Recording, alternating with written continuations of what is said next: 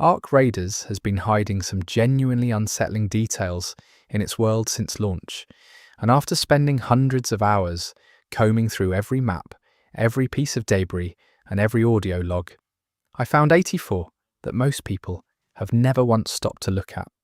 I have been sitting on a lot of this material for longer than I probably should have, and the reason I kept putting it off is that I wanted to make sure I assembled it in a way that actually made sense, rather than just flooding you with a disconnected list of cool details that feel interesting in isolation, but lose everything when stripped from their context.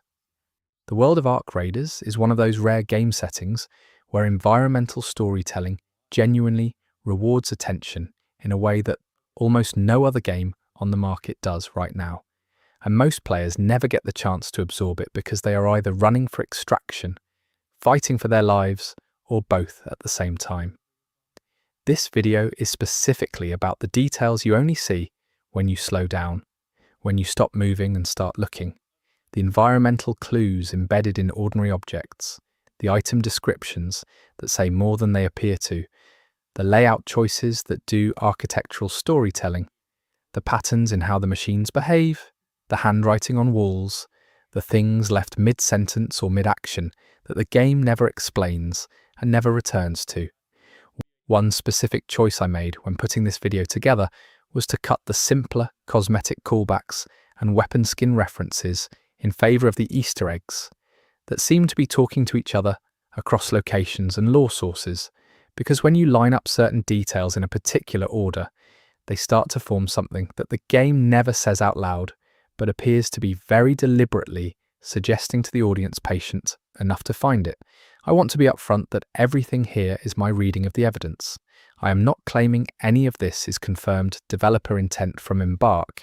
I will be using words like suggests and points toward throughout this video, because this is an interpretation built from observation, not a declaration of canon.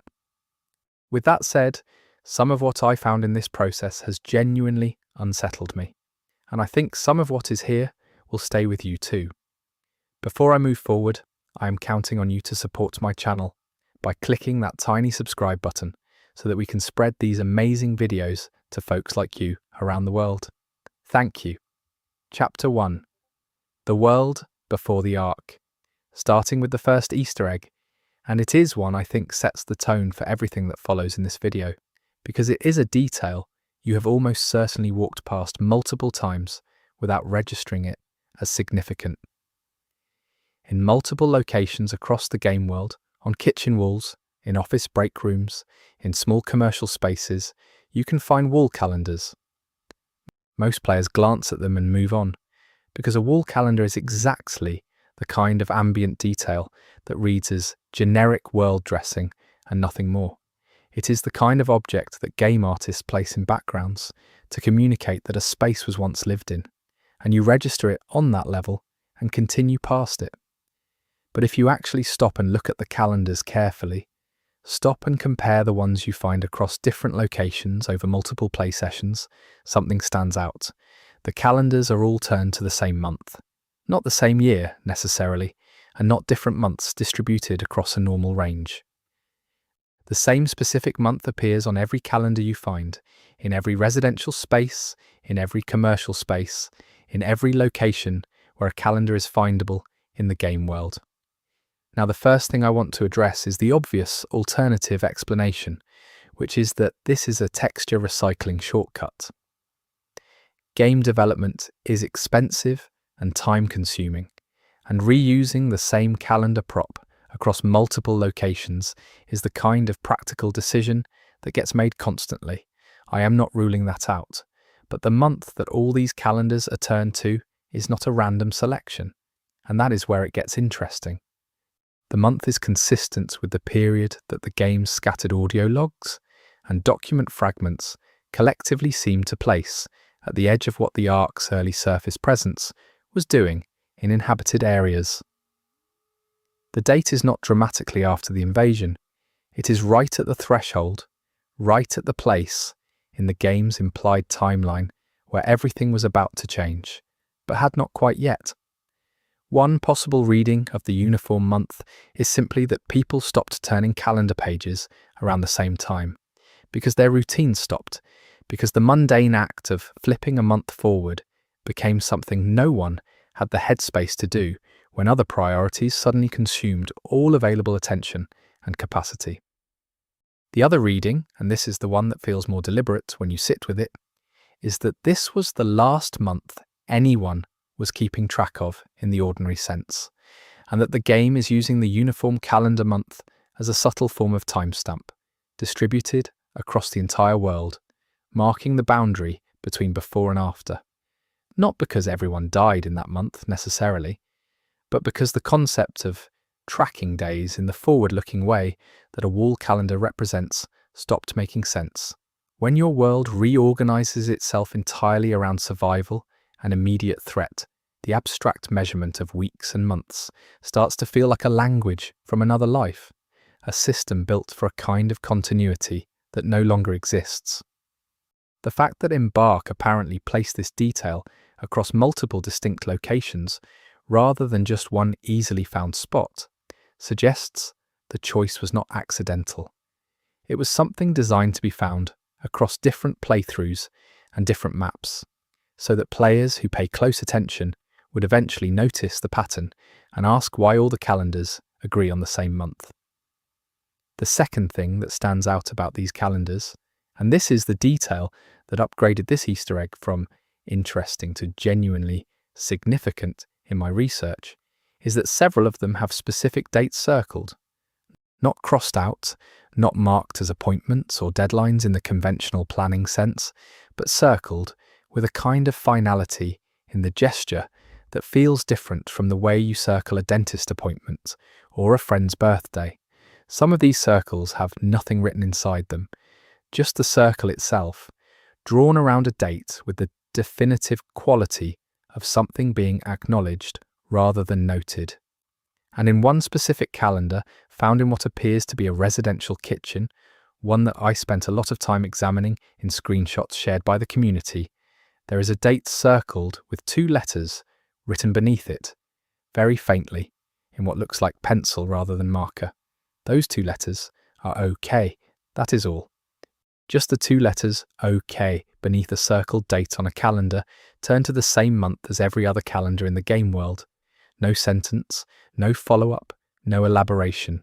Just the date circled and the word OK beneath it, as if someone was checking a thing that had been checked and could now be confirmed. What was OK? What was being confirmed? The game gives you no answer, and that is precisely the mechanism that makes this detail work. It is too specific to be noise. 2 letters beneath a circled date suggests a person who was waiting for something to happen and was registering that it had happened, or that it was still on track to happen. Someone monitoring a situation, someone keeping a record of whether their world was still holding together in the specific way they needed it to hold together, and then they stopped updating the calendar, and then presumably they stopped updating everything else. The detail is small enough to miss entirely, and specific enough that once you notice it, you cannot place it back into the category of generic ambient detail. It becomes a portrait of an individual in the last days before the world they were monitoring became unmonitorable. The third layer of this first Easter egg gets into the specific dates being circled and what they might represent beyond the obvious. Several dedicated community members, with significantly more patience than me, spent time cross-referencing the visible, circled dates against the fragments of pre-invasion timeline that exist in the game's scattered documents and log entries. What they found, and what I was able to partially verify through my own research, is that at least 2 of the circled dates appear to align with events referenced in operational briefing fragments found in later, harder-to-reach areas of the game. One of those briefing fragments refers to a scheduled response drill of some kind. The other refers to what reads like a supply confirmation, an acknowledgement that materials had arrived or been verified. These are small bureaucratic details, the kind of administrative residue that accumulates in any large organised effort. But they suggest the people who lived in these homes were connected to, or at minimum aware of, some kind of organised preparedness effort. They were not just civilians with no context for what was coming. They were people who had been told something, who had been given a timeline to track, who were monitoring that timeline through the mundane instrument of a wall calendar. The fourth dimension of this Easter egg, and the one that shifts it from interesting to quietly disturbing, is the handwriting itself across the multiple calendar locations. The circled dates and any associated markings are done in different handwriting styles, different pressure levels, different instruments.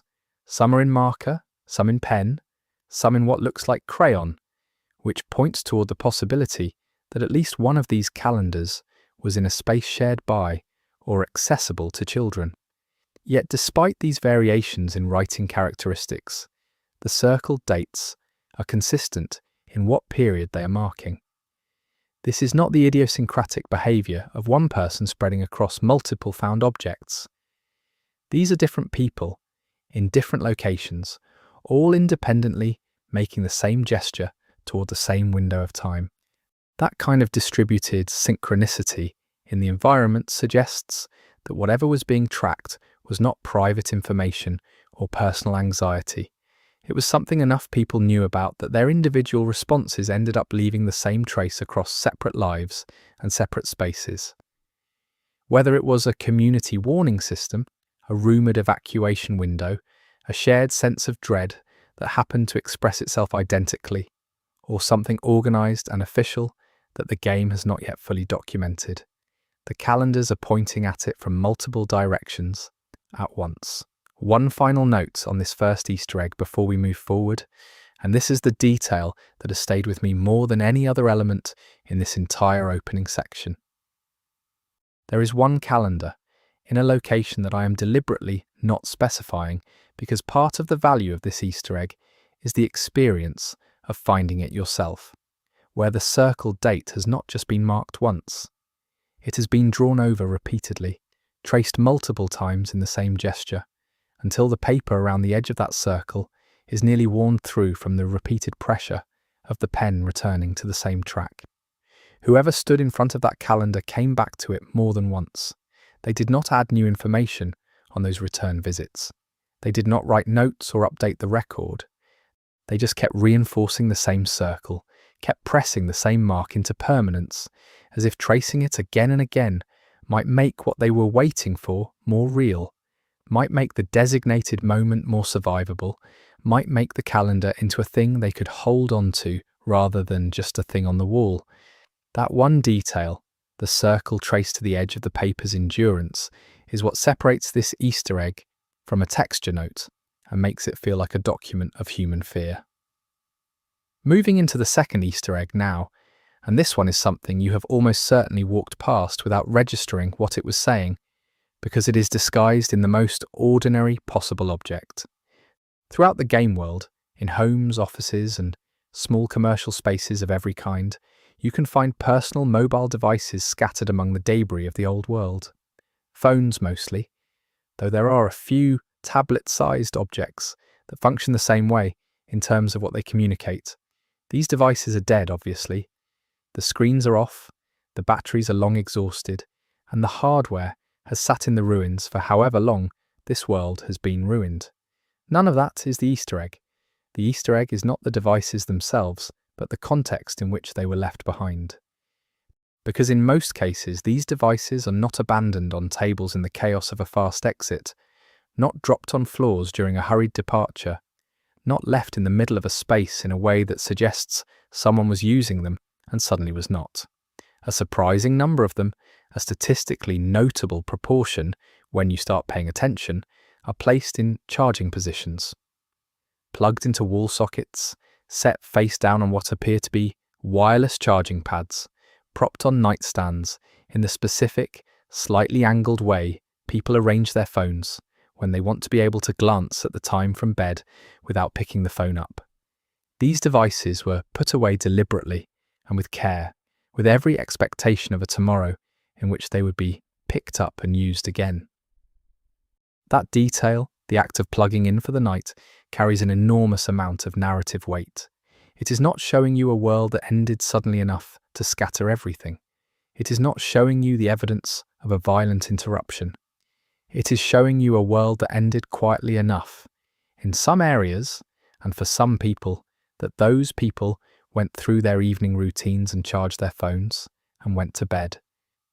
The ordinary gesture of putting your phone to charge before sleep is one of the most pedestrian acts of contemporary daily life, and finding it preserved throughout the ruins of Ark Raiders communicates a specific kind of horror that is different from the dramatic, visible evidence of destruction. The world did not end during the day for everyone. For some people, the end arrived while they were already somewhere it was dark and quiet, and the small indicator light on the charging cable glowed steadily in the room. What deepens this Easter egg significantly when you start looking across multiple locations is the ratio of positioned devices to discarded ones. If the invasion had been universally sudden, violent, and fast-moving, you would expect the balance to tip towards scattered and dropped devices, evidence of people dropping things and running. The balance in Ark Raiders does not tip that way. The proportion of devices found in deliberate charging positions to devices found scattered in emergency exit patterns is not what you would expect from a world that ended the way this world appears to have ended.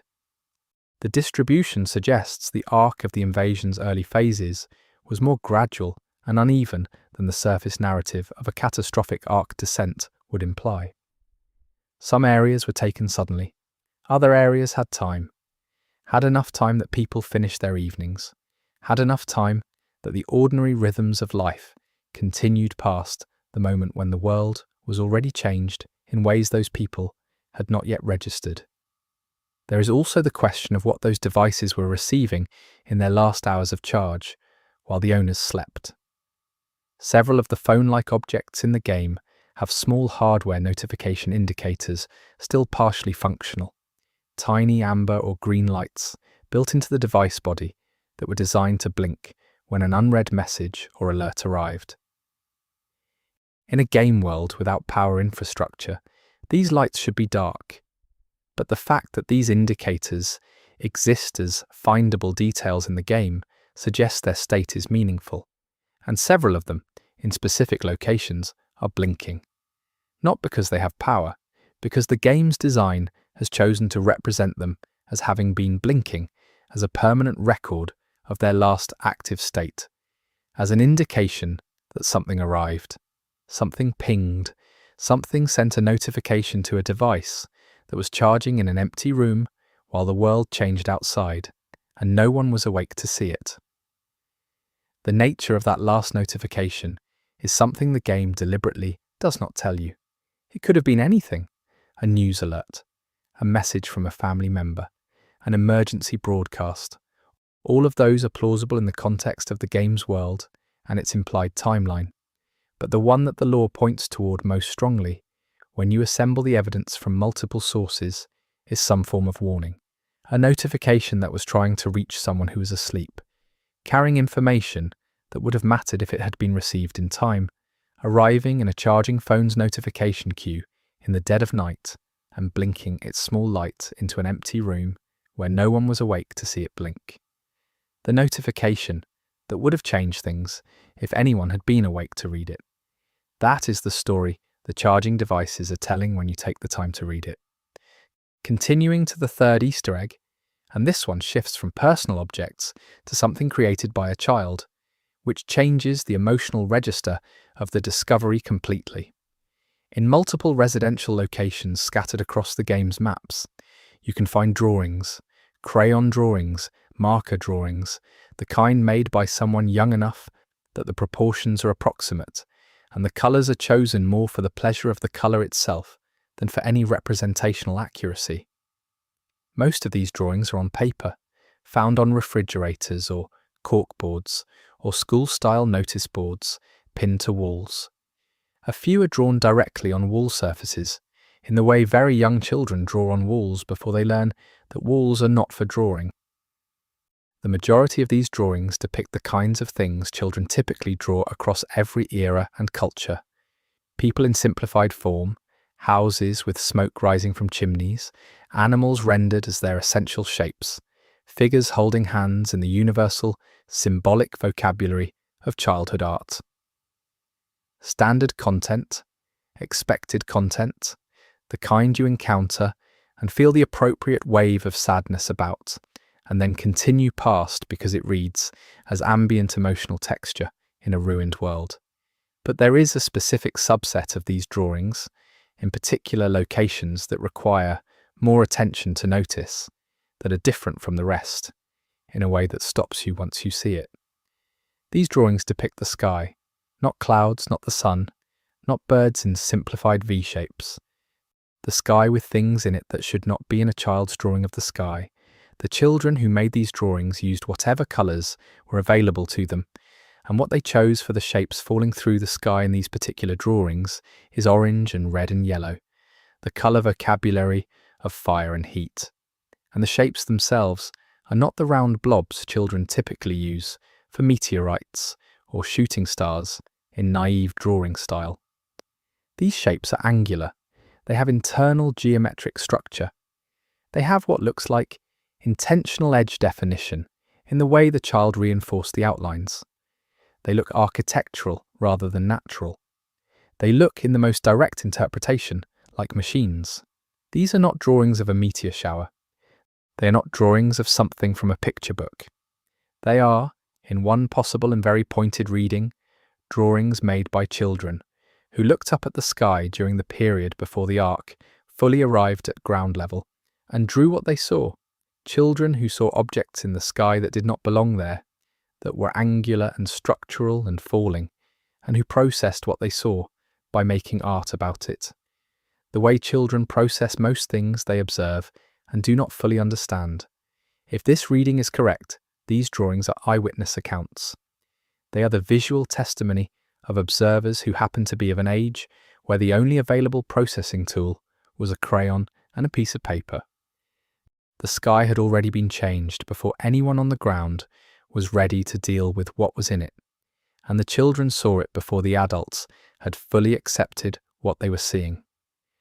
What deepens this Easter egg significantly is the context in which these sky drawings exist within the spaces where they were found. They are not in isolation. They are in the same rooms as other drawings, on the same walls and boards, created by the same small hands that drew the family pictures and the houses and the pets. The falling machine shapes occupy the same creative space as the drawing of the smiling sun and the drawing of the birthday cake. They are part of the same gallery, which communicates something specific and difficult about the moment they were made. At the time the child drew the angular falling shapes in the sky, those shapes were just another thing to draw, filed alongside everything else in the child's observed world as something worth rendering. The arc in the sky had not yet become terror in the ground. It was still just a thing up there, weird and worth drawing, but ordinary enough to be drawn on the same paper where you drew your dog. That normalization is the part that is quietly devastating about these drawings. The innocence is not in the ignorance, it is in the way the catastrophic and the ordinary were sitting right next to each other in a child's understanding before the difference between them became undeniable. One more element of this Easter egg that rounds it out in a meaningful way. The sky drawings made in marker, as opposed to crayon, have a specific characteristic visible in the line work. The shapes in the sky are drawn with repeated lines, traced over multiple times in the same paths, darkened by return passes of the marker tip. The ground elements in the same drawings, the houses, the trees, the figures meant to represent family, are done in single passes, light, confident, one sweep of the marker. The sky is the part the child came back to. The sky is the part that needed to be heavier, more present, more real in the drawing. That behavioural trace in the art, the evidence of a child returning to reinforce the most unsettling element of what they were depicting, is the same gesture as the calendar circles traced to the edge of the paper from the first Easter egg. People returning to a thing they could not leave alone, pressing it into the surface more deeply, as if repetition might make it coherent. The fourth Easter egg is one that requires some patience and the specific habit of examining objects at a fine detail level rather than just categorizing them and moving on. In certain commercial spaces throughout the game world, the locations that read as having once been convenience stores, small grocery operations, or cafe-style food service environments, you can find printed receipts. Physical paper receipts of the kind produced by thermal point-of-sale printers, the type of documentation everyone receives and most people immediately discard. Most of these receipts in the game world are faded past legibility, bleached or moisture damaged, to the point where the thermal ink has entirely disappeared. But there are a handful of receipts in locations where the combination of shelter from direct light and protection from moisture created preservation conditions better than the average, where some or most of the text remains readable. And what these readable receipts show is not just a list of purchased items, which would already be interesting as a granular snapshot of pre-invasion consumer life.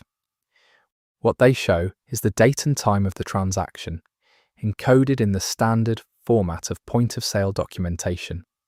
When you start collecting these legible receipt dates and times and comparing them across different locations in the game world, a pattern becomes visible. The readable receipts do not distribute themselves evenly across a years-long range of commercial activity, the way you might expect if these were simply random surviving documents from the full history of these businesses. Instead, they cluster. They cluster around a very narrow time window, a span of specific days that, when cross-referenced against the game's other temporal evidence, aligns with the period immediately preceding what appears to have been a significant early phase of the Ark's surface-level activity in inhabited areas. The stores these receipts came from were still operating, still processing transactions, still printing receipts, right up until very close to the moment when they were not. The receipts are not random business history. They are a timestamp for the last days of normal commercial life, preserved on thermal paper in the ruins of the stores that printed them. What the content of these receipts communicates beyond their dates is worth examining closely. The readable ones include standard grocery items, bread, pasta, rice, tinned goods, but several of them also include batteries, candles. In one case, a significantly large purchase of canned goods that in quantity and variety reads like bulk emergency provisioning rather than a routine weekly shop. Someone was buying for the long term while the store was still open, while the payment terminal still worked, while the transaction could still be completed with a tap of a card or a PIN number. They knew something was coming. Not necessarily the full scale of what was coming, but enough to prepare for a period of scarcity. They bought what they could buy while they could still buy it, took their receipt and left.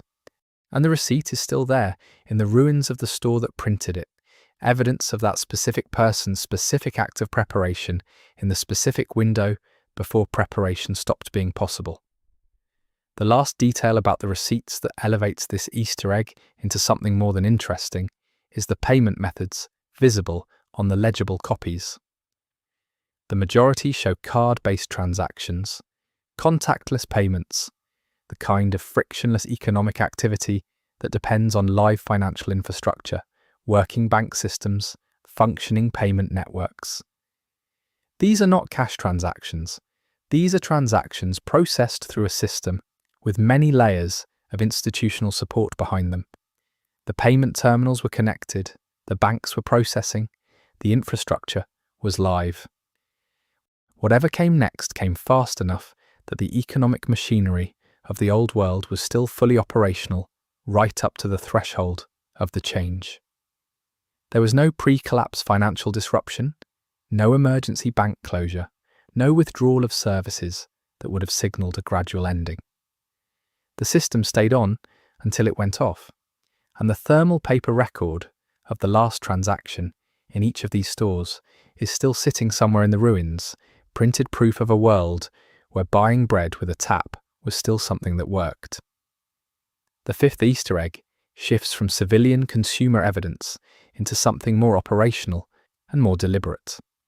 Across the game world, in locations that include outpost buildings, industrial structures, and certain corridor walls, in what appear to have been formerly occupied functional spaces, you can find numbers written directly on the wall surfaces, not painted in an official sign format, not stenciled as part of institutional labelling, but written by hand, scratched, drawn, or applied with whatever implement was available to the person making the marks. At first glance, these look like the kind of administrative notation that accumulates in any working facility: room identifiers, equipment codes, system references. The kind of background numeric noise you stop registering after a while because your brain files it as administrative texture and moves on. But a specific subset of these numbers, distinguishable by their format if you start looking critically, does not match typical facility administrative notation. They are too long for standard room numbering. Their internal structure has decimal components in positions that do not correspond to how equipment codes are formatted. They have an internal repetition pattern that administrative numbers do not tend to produce. When members of the community began treating these anomalous number sequences as radio frequency designators, applying the formatting conventions of actual radio communication bandwidth notation, several of them resolved into plausible frequency ranges. Plausible meaning within the spectrum of channels that could be used for real communication, as opposed to being obviously outside any usable band. I want to be careful about over-claiming here, because the human pattern recognition instinct is capable of finding apparent structure in numbers that does not actually carry meaning, and I have seen enough false positives in game world number analysis to be appropriately skeptical. But the argument for this being intentional rather than noise is stronger than the argument against it, for a specific reason. The numbers are not random across their digit sequences. Multiple examples share what appears to be a structural prefix or suffix, a formatting convention applied consistently across different instances, as if they were generated by the same notation system rather than being independent administrative codes from different origins. Random facility numbers from different rooms and systems do not tend to have that kind of systematic internal coherence. The contextual placement of these frequency format numbers within the game world is what pushes the interpretation from possible toward probable. They tend to appear in locations that already carry other evidence of improvised communication activity. Near the mounting positions of antenna hardware that has been removed or destroyed. In rooms where the remnants of radio equipment are visible, even if the equipment itself is no longer intact. Near windows with clear sightlines to elevated terrain features that would provide transmission advantages. The environment around these numbers is consistently the environment of someone engaged in communication. The numbers are not appearing in storage closets or bathroom walls. They are appearing where a person managing a communication network would logically mark relevant operational information. Someone was using the available surfaces to record operational details in a form that would pass as ordinary number notation to anyone, not specifically looking for it. If the frequency interpretation is the correct reading, what this Easter egg suggests about the game's lore is a communication infrastructure operating entirely outside official channels. Not ARC communication, not military bandwidth, not any system that would appear in official records as a sanctioned network. Something improvised and human and deliberately encoded to look ordinary. The numbers on the walls are the operational notation of a network that needed to exist without being seen to exist. Whether that network was organized survivor resistance, a civilian mutual aid system, something else entirely, the game does not specify. What it does show you is the evidence that someone thought carefully about how to record operationally sensitive information in a form that would survive in a shared physical space without immediately announcing its sensitivity. Someone was hiding useful information in plain sight. These are numbers. These are also directions. The sixth Easter egg is the one that has personally affected me more than almost any other item on this list. And I placed it here in the sequence rather than later because its emotional weight is useful for the chapter's overall arc. In residential locations throughout the game world, personal photographs are among the most common found objects. This is standard environmental storytelling in the post-apocalyptic game genre, and it would be easy to process it as such and move on. But Ark Raiders does something with its photographs that is slightly different from the template, and it took me a while to notice it. The photographs in this game are not all portraits of people. There are portraits, yes, the kind you expect in someone's home, people smiling at cameras, groups captured at events, standard domestic image content. But interspersed with those in proportions that are higher than you typically see in games that use photographs as set dressing are photographs of places. Not famous places or scenic destinations. Ordinary places, a specific corner of a familiar street. A particular chair positioned in front of a particular window with a particular quality of light. A tree in what appears to be someone's garden, photographed from a low angle in the late afternoon based on the shadow geometry visible in the composition. These are photographs that carry meaning only for the person who took them, meaning derived from associations and memories that exist in the photographer's interior life, and nowhere else. A photograph of an ordinary chair in an ordinary room is not a universally meaningful image. Its meaning is entirely personal, which means that taking that photograph and keeping it was an act of archiving a private significance, a decision by someone to preserve in image form a thing that mattered to them in a way that could not be explained to another person without a great deal of accompanying context. These are memory photographs, the visual equivalent of the diary entry that exists only to anchor a feeling in time, to ensure that a specific moment or object or quality of light remains accessible to memory, even as the years make the details of ordinary days less distinct. Finding these photographs among the ruins of the people who took them is finding evidence of people who are curating their own lives, selecting specific ordinary moments as worthy of preservation, for entirely private reasons. What the distribution of these place photographs across distinct residential locations tells you is significant.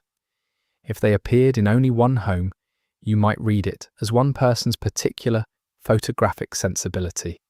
But they appear across multiple locations in different styles of image making, suggesting this was not one individual's unusual habit, but something more widely practiced in this world's population. Multiple people were photographing ordinary places that mattered to them, which points toward a population that was, in some collective way, treating the present moment as something that would need to be remembered. A population that was anticipating loss, whether that anticipation was conscious or not, and was archiving accordingly. You photograph a chair when you sense the chair might not always be there. You photograph a tree in a garden when the garden feels like something that could end. Whether these people were responding to circulating warnings or to a more general ambient sense of instability that the game's lore suggests was present in the pre-invasion period, their photographs tell you they were already thinking about a future in which the present they were living in would be gone. The fourth paragraph on this Easter egg gets into one specific photograph that stands out from all the others, one I spent more time with than I should have. In one residential location, there is a photograph that has been placed in the frame of a large mirror, tucked into the gap between the mirror surface and its frame housing, at an angle that positions it to be visible in the reflection rather than directly. If you stand in front of the mirror to look at it, what you see is both the reflected image of the destroyed room behind you and the photograph in the edge of the frame. The ruined present environment and the captured past moment occupy the same frame simultaneously, layered in the single surface of the mirror. Whether this was a deliberate compositional choice by the person who placed the photograph there, or whether it is an emergent result of a level design decision that happened to produce this effect, the outcome is the same. A photograph of a wedding, tucked into the frame of a mirror in a room that no longer looks like a place where weddings happen, creating in the reflection a superimposition of celebration and ruin that no single image could achieve.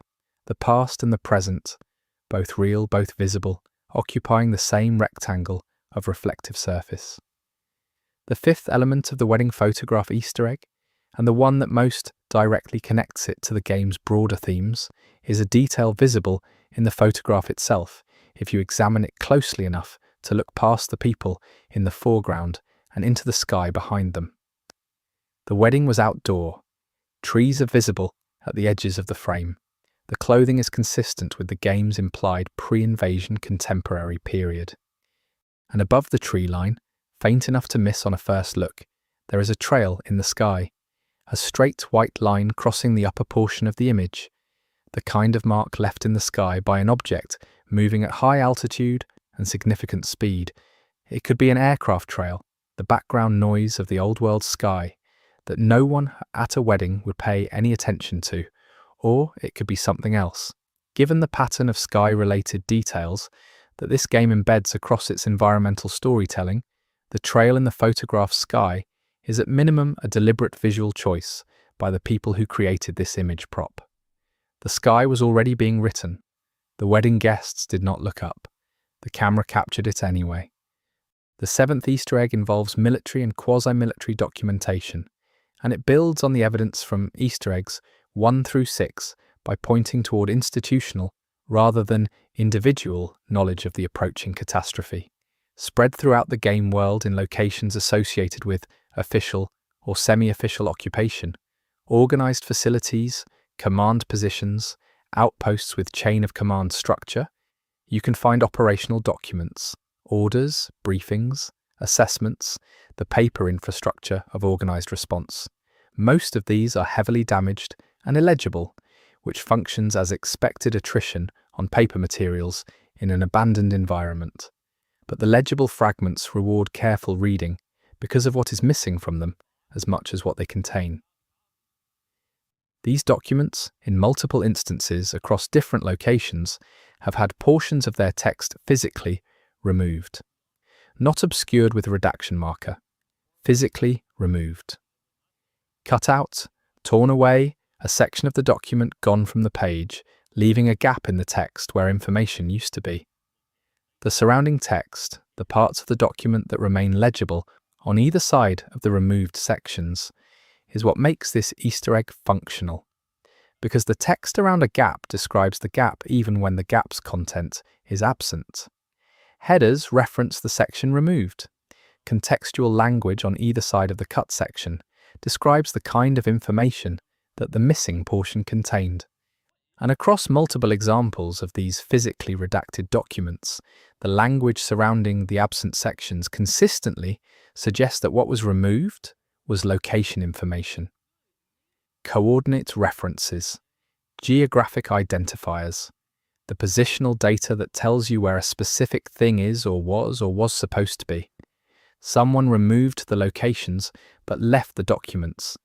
The operational details, the what and when and why, remain. Only the where is gone. The deliberateness of this selective removal is what elevates this into an Easter egg rather than random document damage. Random damage, water, fire, physical stress, does not selectively remove location data while leaving surrounding context intact.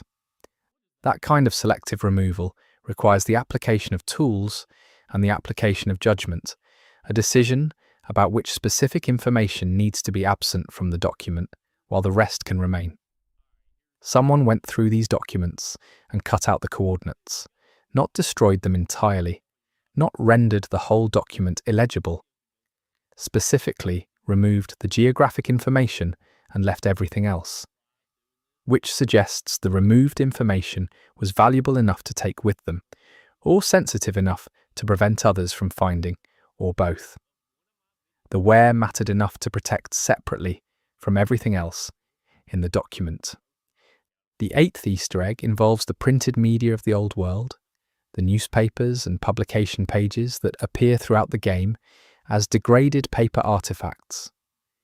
Most of what survives in readable condition across these publication fragments is generic enough to read as ambient world-building content.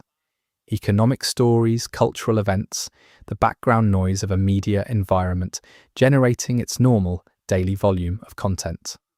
The kind of textual wallpaper that tells you a world had functioning journalism without saying anything specific about that journalism's content.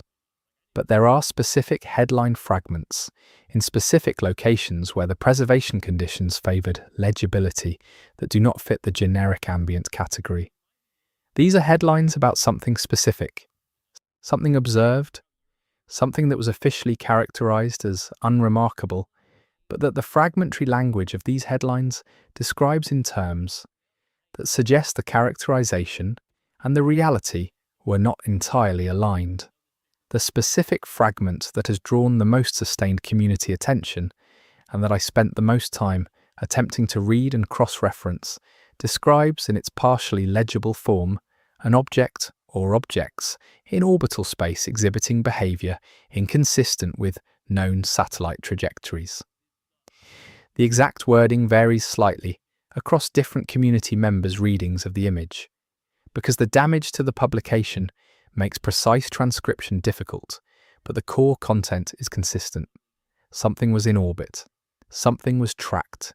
Something was moving in a pattern that did not match what institutional tracking systems expected to see from known satellites and debris fields.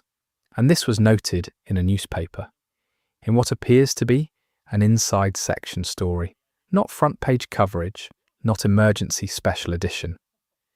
A story about an orbital anomaly placed inside a normal edition in the publication space you would give to something that was considered notable, but not yet alarming.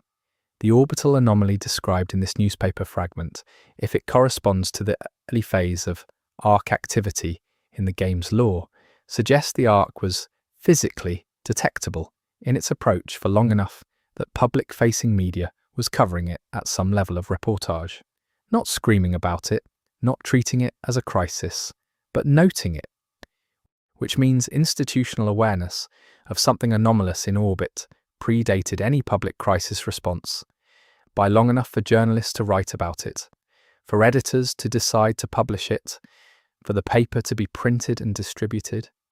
The lead time between observation, journalism, publication, and distribution is measured in days at minimum. The arc was in orbit and detectable, and being written about in newspapers on normal publication days, and still the world was not yet ready when it came down. The ninth Easter egg moves from media into economics, and it requires visiting locations that read as having been financial or commercial spaces, the environments associated with money and transactions, and the administrative infrastructure of economic life. Safe room architecture, vault structures, the remnants of customer service configurations, with their bullet-resistant glass still partially intact in certain areas. These spaces have been thoroughly explored by the time the player arrives, their obvious contents cleared or scattered. But the detail this Easter egg is about is not something interactive. It is something on the floor, overlooked precisely because it is so common an object in a pre-digital economy that it reads as pure ambient texture. Coins, physical currency coins, scattered among the debris and paper and hardware detritus of these financial spaces, concentrated especially in areas adjacent to vault structures and secure storage systems. The distribution of these coins is what makes them an Easter egg rather than decoration. In spaces where coins accumulated through normal commercial activity, the scatter pattern would be random, the result of objects falling, being dropped, being knocked from surfaces over time. But the coin concentrations found in vault-adjacent areas of these financial locations are distributed in patterns more consistent with deliberate counting than with random scatter. The groupings are too ordered.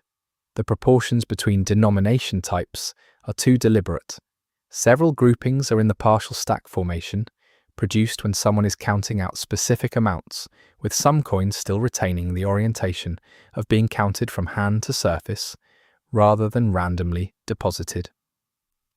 Someone was at these vault locations handling money methodically, making specific counts, engaged in some form of deliberate financial behavior, right up until they were not. The economy was still being conducted in this space. What makes the coin evidence particularly interesting in the context of the receipt evidence from Easter egg 4 is the convergence of the two data types. The receipts show card transactions right up to the edge of the collapse. The coins show physical cash handling in financial institutions at roughly the same period.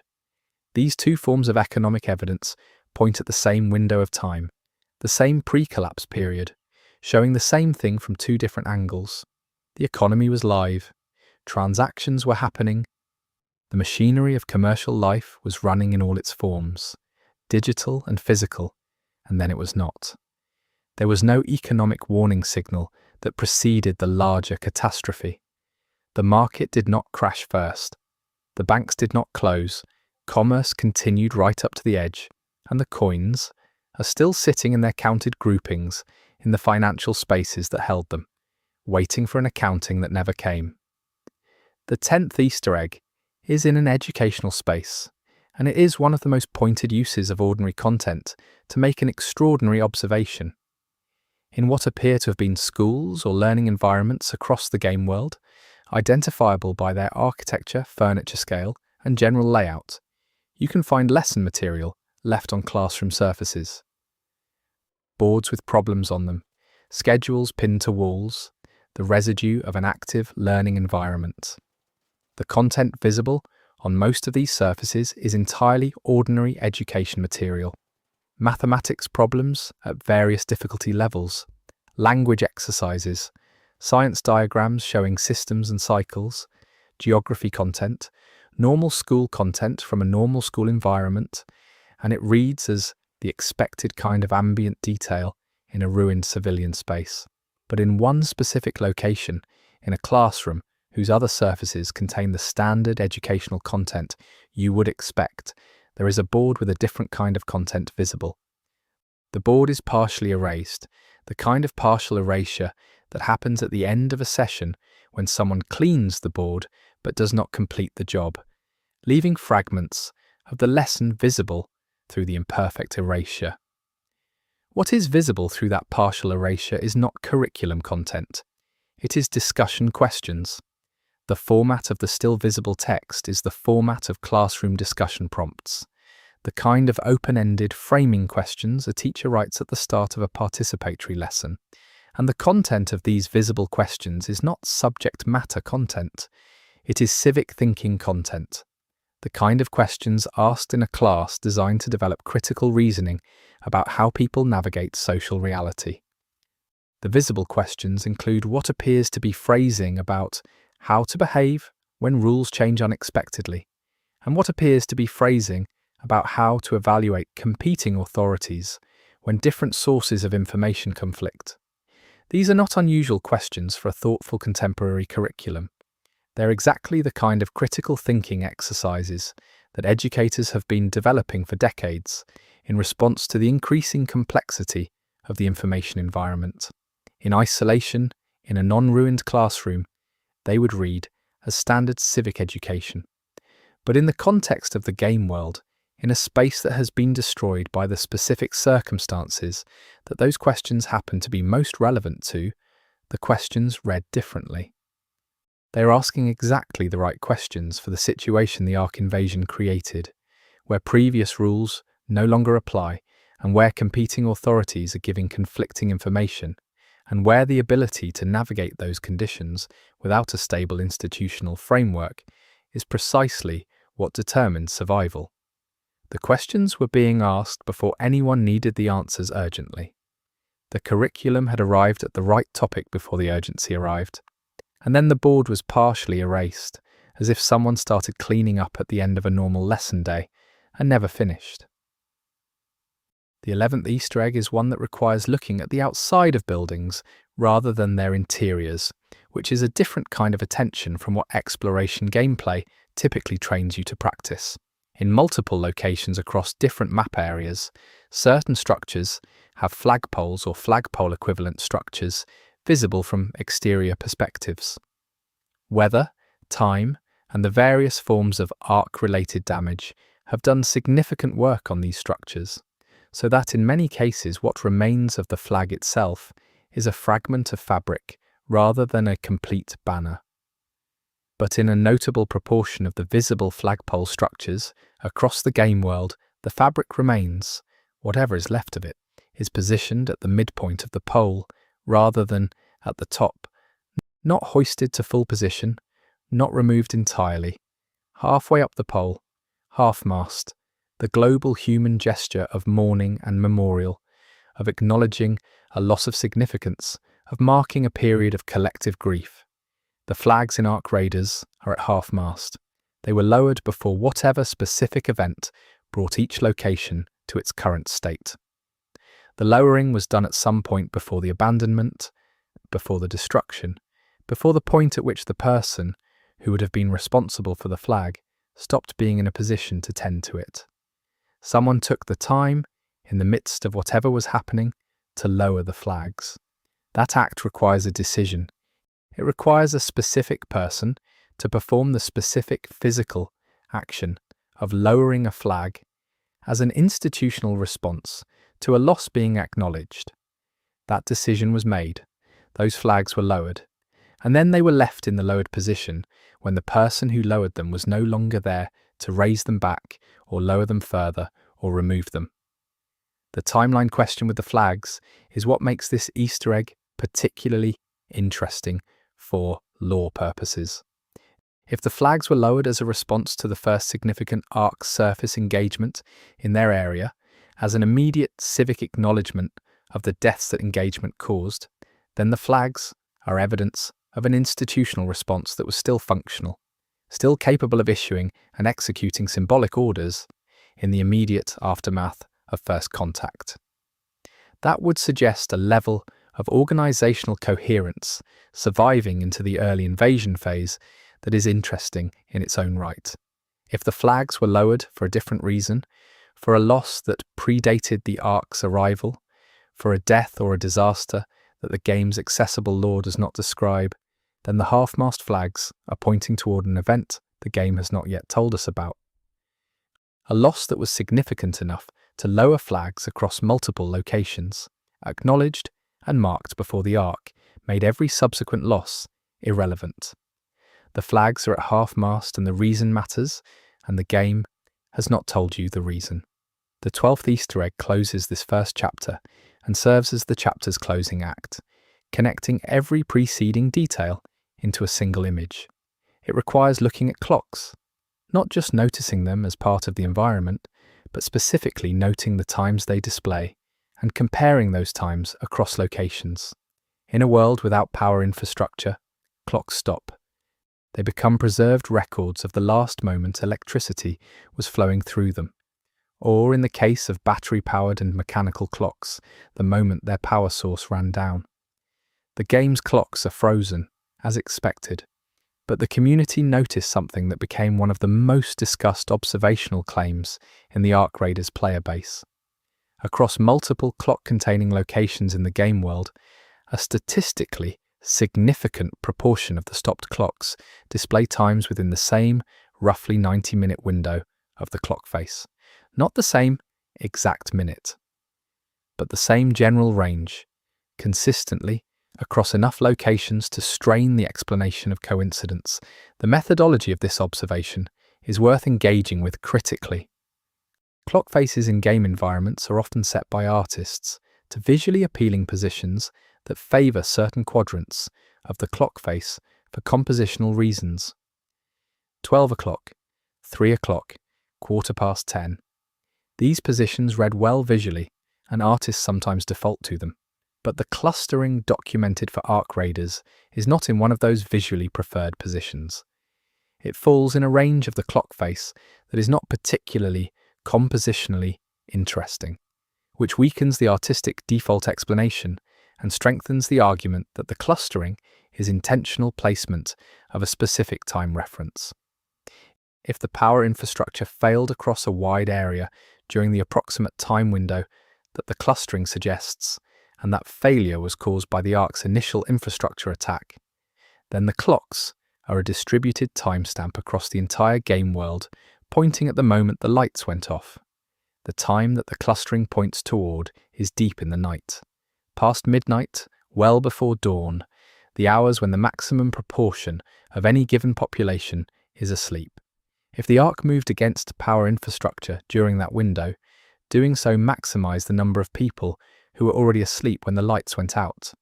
People charging their phones, people who had circled dates on their calendars, people who had bought their supplies, people who had drawn the falling machines in the sky in crayon and propped their memories in mirror frames and written their questions on classroom boards. All of them horizontal, all of them in the dark, in rooms where the notification light blinked on the charging phone and the calendar hung turned to its marked month. Whatever the Ark was doing in the hours before it descended, the clocks in Ark Raiders describe its timing, and the timing it describes is the timing of something that wanted the world to be asleep when it arrived. Chapter 2. The Machines and Their Architecture. The 13th Easter egg opens the second chapter and begins the investigation of the machines themselves, the Ark units that now move through the game world with a presence that most players process entirely in tactical terms. Before getting into the specific Easter egg, I want to say something about the kind of attention required to see what I am about to describe. The operational lens that extraction game design trains you to apply to enemies is useful for survival and unhelpful for observation.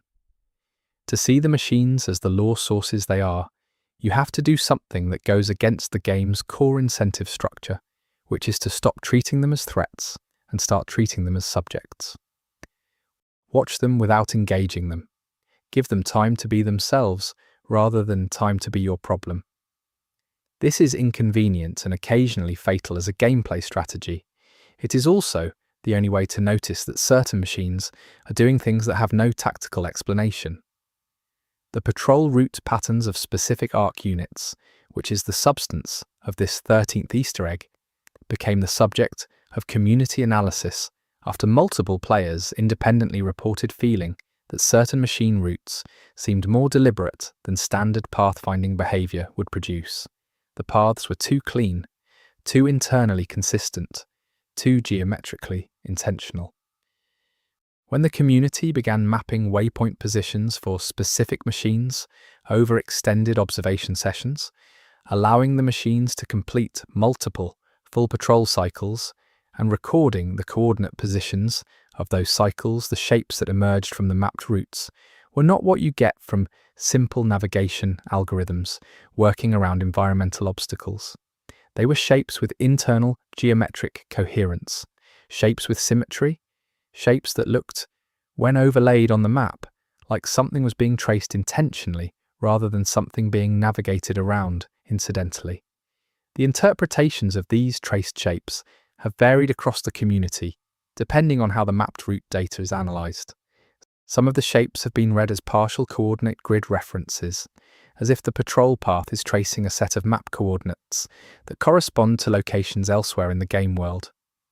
Others have been read as the outlines of structures that no longer exist in the locations where the tracing occurs, as if the machine is following the ghost geometry of a building that was demolished or destroyed, navigating the footprint of an absence.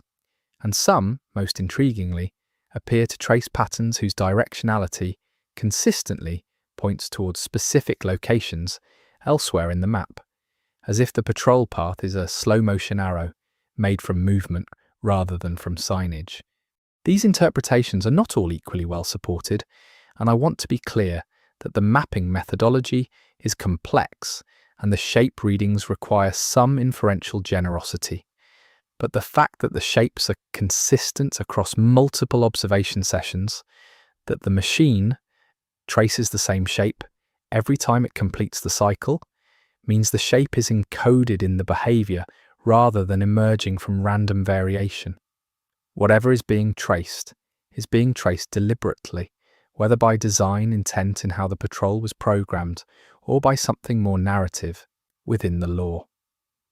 There is one specific patrol shape that has generated the most sustained community discussion, and I want to describe it because it is the clearest example of this Easter egg significance. In a specific area, which I will describe without geographic specifics to preserve the discovery experience, one ARC machine follows a patrol route that, when fully mapped over multiple complete cycles, forms a closed shape, a shape that multiple independent observers have described without coordinating their descriptions in advance as resembling the outline of a key. The physical object type, the mechanical key used to open locks, the round loop at the head, and the rectangular shaft with teeth along one edge. The machine traces this shape continuously, returning to its start and beginning again, around a central space. And in the center of the space that the machine is tracing its key shape around, there is a locked container. A locked container that no player has successfully opened through any known gameplay mechanic as of the time this video was made. A machine is tracing the shape of a key around a box it cannot open. Whether this is extraordinary deliberate design or extraordinary coincidence, the machine keeps tracing, and the box remains locked. Moving to the 14th Easter egg, and this one is something I found in the course of an ordinary exploration run rather than through systematic investigation, which is part of why it affected me so much when I found it. I was moving through what was clearly a residential area, a space that had once been someone's home, and I turned a corner into a room I had not been in yet, and there was a dormant ARC machine in a chair. Not on the floor, not collapsed against the wall in a powered-down heap, sitting in a chair, its lower structure positioned in the seat with enough orientation correspondence to a seated human posture that the immediate brain response is to read it as a person sitting, before the cognitive correction comes, and you recognize it as a machine in a piece of furniture. The chair was in front of a window, and the machine was facing the window. I spent time looking at this from every available angle and thinking through every alternative explanation I could generate. The most obvious alternative is structural collapse from an upper floor, that the machine fell from above, and the chair happened to catch it in a position that reads as seated, but that explanation fails against the orientation. If the machine had fallen into the chair from above, its orientation would be determined by the fall direction, not by the window location. The machine is not just in the chair, its sensor systems, the optical and detection arrays that constitute its awareness of its environment, are directed outward through the glass toward what the window faces. It ended up in the chair, facing the window, with its eyes pointed at the view. That combination, the seat and the direction together, is not producible by a fall. Something else put this machine in this position and in this orientation. Something else pointed it at the window. What the window faces is a section of the game world that was clearly once densely inhabited. Not a natural feature, not a strategic position, not anything that makes obvious tactical sense as a surveillance target for an ARC unit. A neighbourhood, essentially. The remains of a place where people lived. And the machine is in a chair in the window of a room in that neighbourhood, facing the ruins of the neighbourhood itself. This is, if you allow the anthropomorphic reading to run for a moment, a machine sitting in a chair, looking out the window at a place that used to be full of the things the ARC displaced. The machines unmade the world that this window overlooks. And now one of them is sitting in a chair at the window, looking at what that unmaking produced. The game does not explain this. It just leaves the machine there, in the chair, at the window, and lets you decide what to do with the image. The 15th Easter egg requires a specific kind of systematic observation that most players would never perform unless they already suspected there was something to find. It involves symbols. Painted, scratched, and drawn markings appear throughout the game world as expected environmental texture, the accumulated visual graffiti of human occupation and expression in a post-infrastructure world.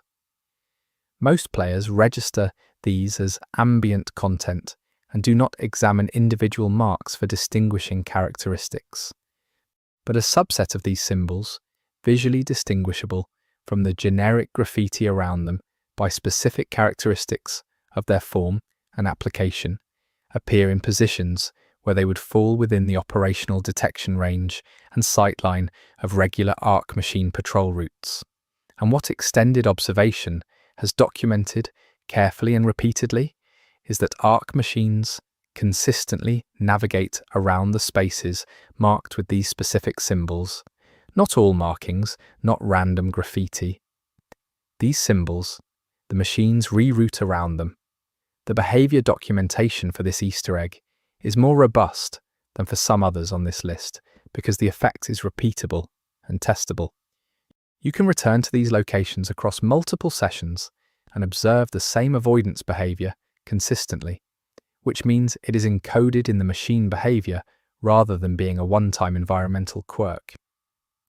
The machines have been programmed at the level where their movement decisions are made to treat these symbol-marked spaces differently from unmarked spaces.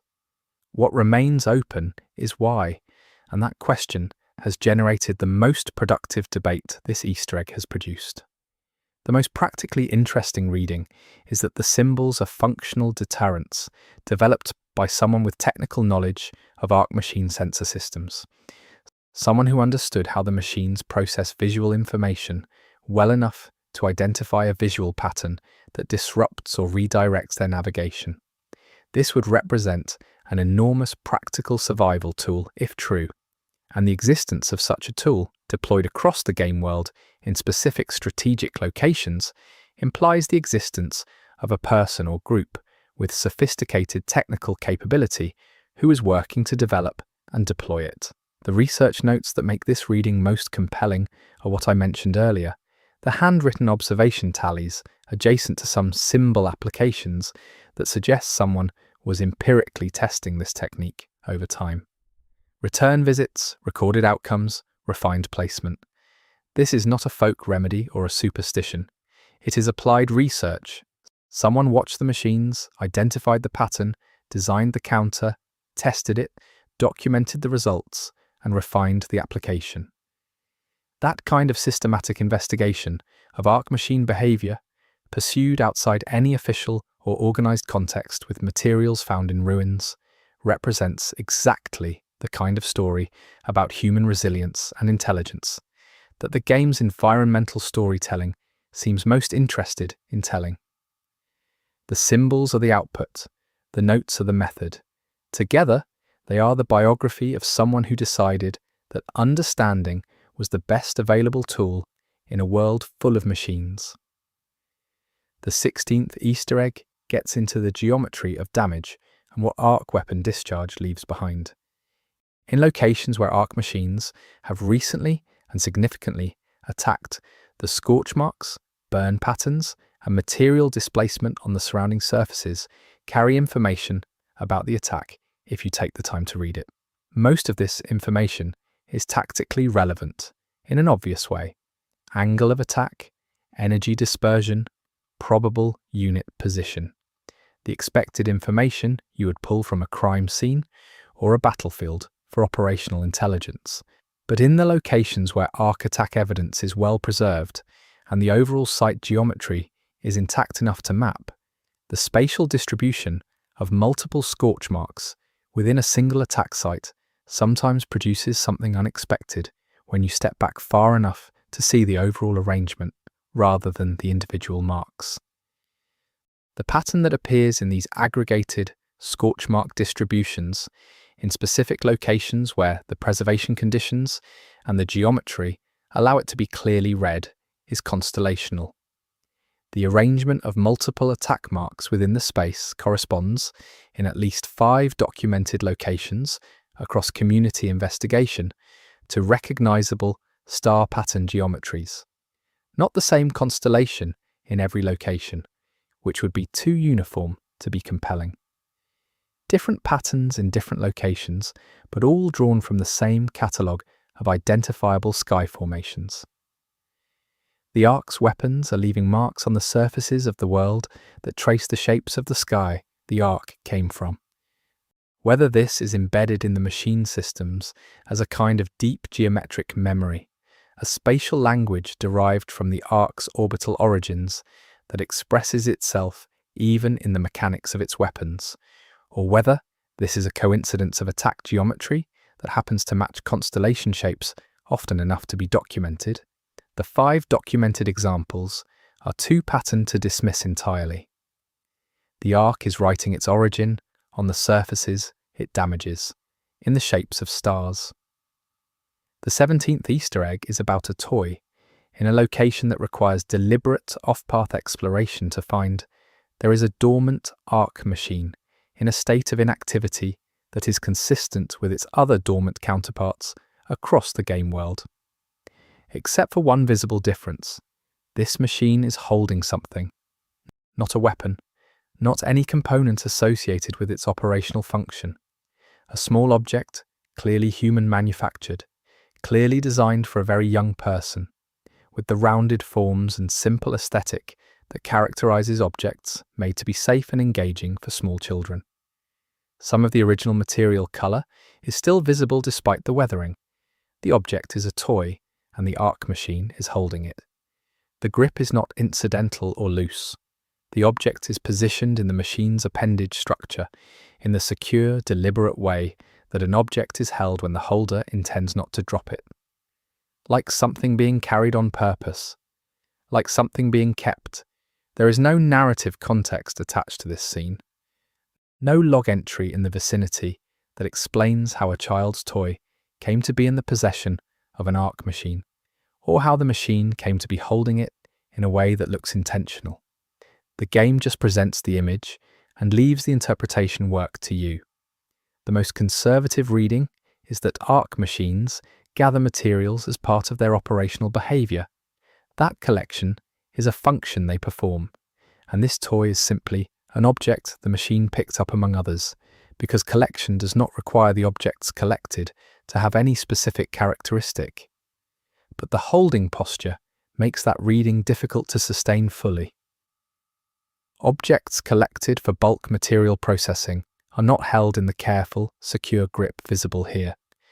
The grip suggests the object matters to the holder in some way that the holder's design has not been built to explain. The toy is in the machine's hands, as if it was put there and kept there rather than incidentally acquired. That is a small, quiet, terrible thing to find in the ruins of a world that used to have children in it. The 18th Easter egg involves the surfaces of arc machines that have taken combat damage during player encounters, and it requires getting close to damaged arc units and examining the marks that combat leaves on their chassis surfaces. When you do this across multiple damaged machines in multiple locations, you will find the expected range of damage evidence: impact craters from projectile weapons, scorch and ablation marks from energy-based attacks, structural deformation from heavy damage. All of this is expected and unremarkable as damage evidence on machines that have been in combat. But in a specific and findable proportion of damaged arc machines, among the expected combat damage, there are marks that do not fit the profile of any weapon the player has access to. Smaller marks, more regular in their spacing, in distributions and on locations of the chassis surface that are consistent with being made by something very small and not particularly powerful, applying repeated force. Marks that, when you examine their shape at close range, look like the impressions of fingers. Human fingers pressed repeatedly against a metal surface. The benign explanations for this evidence run out quickly. These are not manufacturing marks. They are not machine-on-machine contact marks from arc internal interactions. The size, shape and distribution are consistent with a human hand making contact with the machine surface in a way that involved significant force and repetition. The most direct interpretation is that someone struck or clawed at this machine with their bare hands. Whether that act was desperation, was defiance, was the only available option in a moment of crisis, or was something else, the machine does not tell you and the game does not elaborate. What it tells you silently is that the machine survived the encounter and the person who left the marks did not leave any other evidence of their presence. The machine has been walking around ever since with the traces of a human hand on its surface. The machine carries the person who touched it in the only form available. The 19th Easter egg involves the game world's music boxes and the way ARC machines respond to them. This is a detail that emerges only from extended, systematic observation of machine behavior in the presence of specific sound sources, which means it is the kind of thing discovered by the particular type of player who approaches the game as a behavioral study rather than as an action game. Music boxes appear in the game world as found objects, small mechanical devices that play a simple, looping melody when wound. Those that remain functional are periodically active in the game world, producing a soft musical output that functions as ambient texture. What the observation reveals, carefully documented across multiple instances, is that ARC machines entering the audio range of active music boxes while following their normal patrol paths exhibit a measurable behavioral change. They pause. They orient toward the sound source. In several documented cases, they stop entirely for a period that exceeds any equivalent pause in their standard patrol behavior before resuming movement. The question this behavior raises about ARC machine processing is one the game deliberately does not answer. The mechanical explanation that the frequency profile of music, box audio, conflicts with some aspect of ARC sensor calibration and produces a temporary disruption is clean and functional and entirely plausible. But it is not the only available explanation, and it is not the most interesting one. The more interesting reading is that the ARC's sensory systems have a specific learned or programmed response to this particular class of sound source, not to all sound of similar volume or frequency, but to music boxes specifically as a category of object, a response that distinguishes them from everything else in the sonic environment. If that response was learned rather than programmed, learned through the ARC's passage through human domestic spaces during the invasion and the post-invasion period, then the pause is a behavior with a history. The machine has heard music boxes before, encountered them in homes it passed through. And something about the encounter was registered in a way that persists in its behavior. The machines pause for music boxes, whatever that means about what the ARC retains of its passage through human spaces. The pause is real and it is specific. The 20th Easter egg is the most difficult to describe without reaching for the anthropomorphic framing that I have been trying to balance throughout this chapter. I will describe what the game shows you, and then we can talk about the framing. In a specific location, accessible through navigation that requires deliberate effort to accomplish, there is an ARC machine in a dormant state. The machine is positioned in a posture that, when observed by a human observer, immediately and consistently reads as prayer. The forward structure is lowered. The appendages are arranged in bilateral symmetry on either side of the central body. The optical sensors are directed downward rather than outward or upward. The posture is composed and deliberate seeming rather than collapsed or structurally random. It is the posture of something that has intentionally assumed this configuration rather than fallen into it or been placed in it by external forces. And the posture it has assumed by any human observer's reading is the posture of someone on their knees. The anthropomorphic reading is an easy trap here, and I want to acknowledge that before going further. Humans are extraordinarily good at finding human gesture in non-human shapes. We read faces in electrical outlets and intentions in weather patterns. The fact that this machine reads as praying does not mean the machine is praying, and I am not claiming it is. What I am claiming is that the game placed this machine in this position, in this location, which requires effort to reach, and that the position is one that a human observer will consistently read as devotional before and after making the cognitive correction. That reading, that instinctive human resolution of the machine's posture as prayer, is doing something in the player. It is producing a specific response, whatever that response is for the individual observer, that the game seems to be deliberately evoking. A machine on its knees in a place no one is meant to go easily, alone in a space that shows no other evidence of regular occupation. Whether the game is asking a question about machine interiority, or about human pattern recognition, or about what happens in the gap between what something looks like and what it is, the image is there. The machine is on its knees. You are standing above it.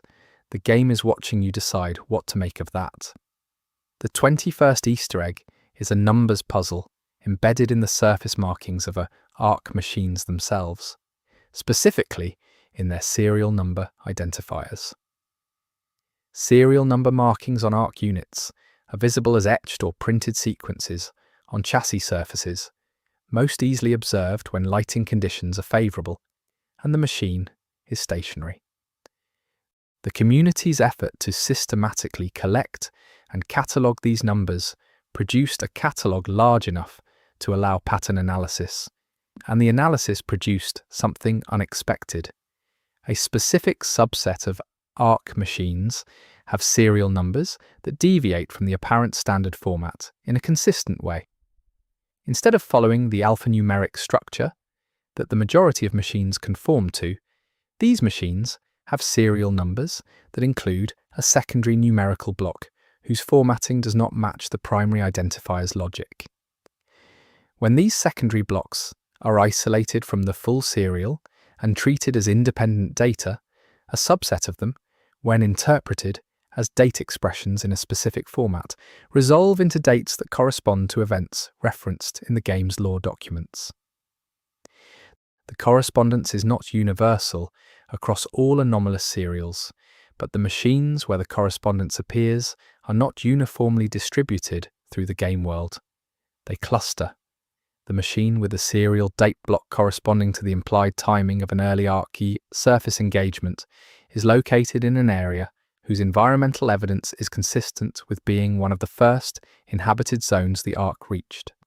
The machine whose serial date corresponds to a later lore-referenced event is found in an area geographically consistent with that event. The machines are, if this reading is correct, carrying timestamps of their activation or deployment embedded in their identification numbers. They were marked at specific moments in the ARC's history of engagement with this world, and those marks are still on them. The serial number tells you not just which machine it is, but when it was first deployed, and the when connects it to the where in the game's lore geography. The machines are their own historical record. The 22nd Easter egg is about the roads, and it requires the kind of behavioural observation that only becomes possible when you step back from direct engagement with ARC machines and watch their movement across the landscape in a broader geographic sense. In areas of the game world where road infrastructure is still identifiable, visible either as preserved pavement surface, as faded road markings on that surface, or as the linear vegetative absence that persists even in heavily overgrown terrain long after a road has been out of use, there is a measurable behavioural tendency among ARC machines. They prefer the old road lines. Not absolutely and not universally, but with a statistical frequency that exceeds what random terrain navigation would produce. When a machine has multiple routing options between 2 points, its patrol pattern requires it to visit, and one of those options follows an old road alignment. The machine more often than not takes the road. The straightforward explanation is structural and practical. Old road surfaces may offer better traversal conditions for ARC machine physical architecture, more reliable footing, fewer obstacle height issues, substrate characteristics that favour the machine's movement mechanics. This is entirely plausible, and I am not dismissing it. But the more interesting reading, and the one that the game's lore environment invites you to consider, is that the road preference is behavioural rather than structural.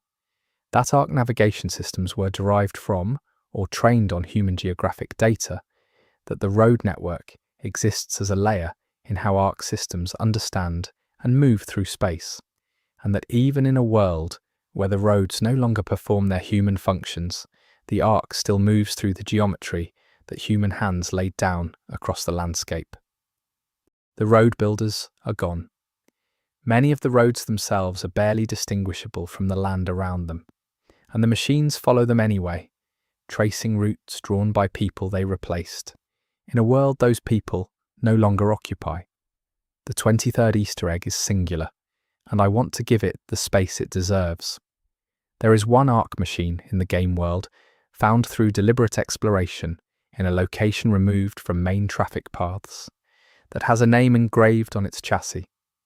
Not a serial number, not a unit designation code, a human name. The kind of personal name a person carries through a life. The kind of name that appears on birth records and birthday cards and school enrollment forms and hospital wristbands. It is engraved on the surface of an arc machine, in a position and a method that is consistent with the machine's other surface markings, but in a format that is entirely inconsistent with any of its operational notation. Someone wrote a name on this machine, or this machine was given a name, or something that is a third option that neither of those framings fully captures occurred in the history of this unit, and the name is what remains of that occurrence. The how is the question this Easter egg generates most urgently and most productively.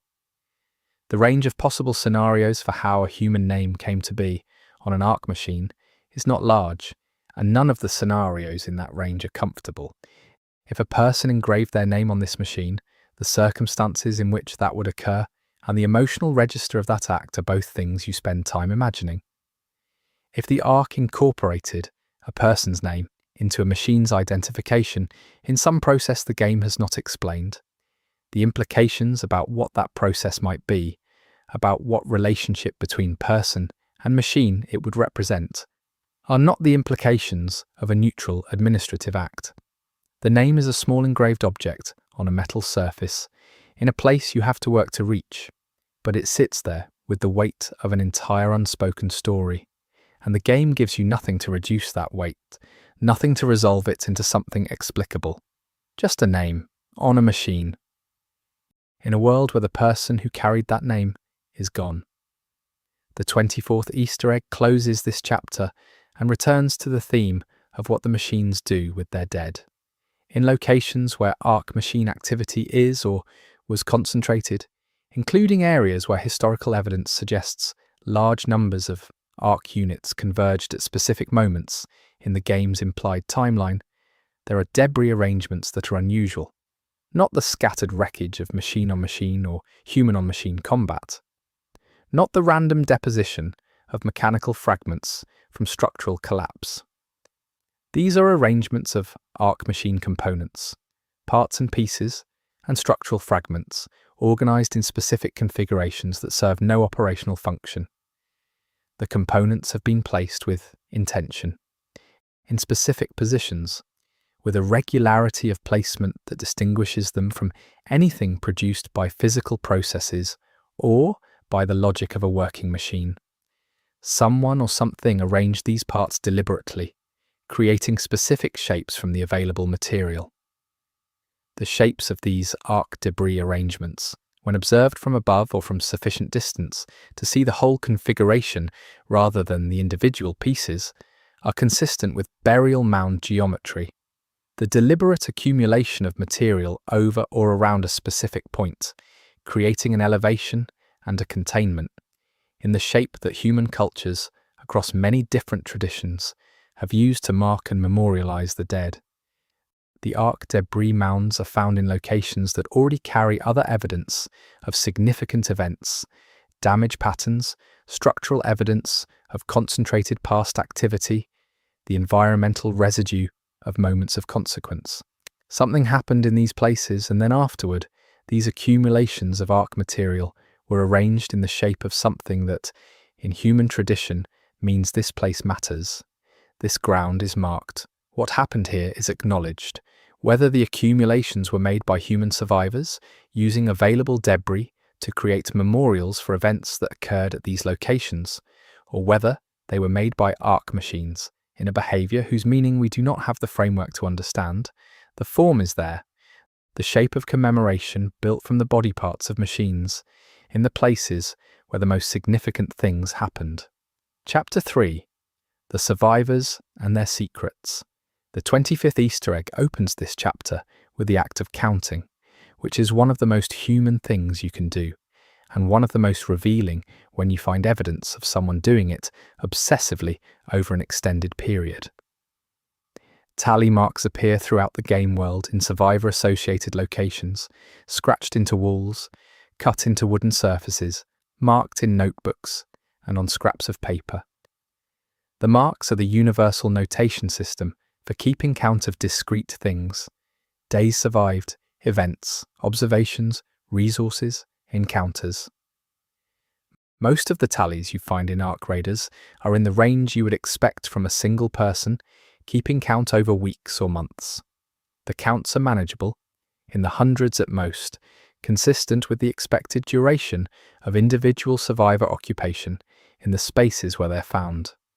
But in one specific location, accessible through navigation that requires you to go somewhere, the main gameplay path does not take you. There is a wall of tally marks, where the total is in the thousands. Counting the marks carefully, which the community has done with the thoroughness the task deserves, produces a total that, expressed as days, would require approximately 3 years of continuous daily marking to accumulate. 3 years of making a mark on a wall every day, in a space, with whatever implement was available, 3 years' worth of marks on a surface that shows other evidence of occupation and use, but not the evidence of 3 years of occupation you would expect to see if a single person had been there that entire time. The count and the other occupation evidence do not match, and that mismatch is the Easter egg.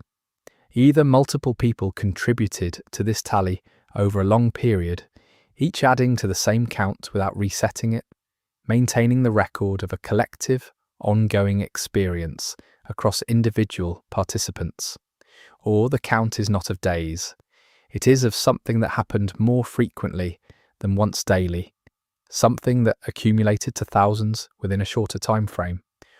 Or one person was here for far longer than the physical evidence suggests should have been possible, their presence lighter than it should have been, sustained by something the environment is not making visible. The progression of the marks themselves tells a story in the language of the act of counting. Tally marks are conventionally grouped in sets of 5, the 5th mark crossing the previous 4 diagonally, because this grouping makes large numbers readable at a glance. The marks on this wall begin that way, in conventional 5s, neat and systematic, the evidence of someone who was keeping an organised record with the intention of it being legible and useful, but as the count progresses, the system changes. Later in the wall's record, the marks shift to groupings of 7, a departure from convention that requires a specific decision to make and maintain. Later still, the groupings become irregular, 3s and 4s and lone marks, the system dissolving into something that is no longer really a counting system, but is still making marks. The act persisted past the utility of the act.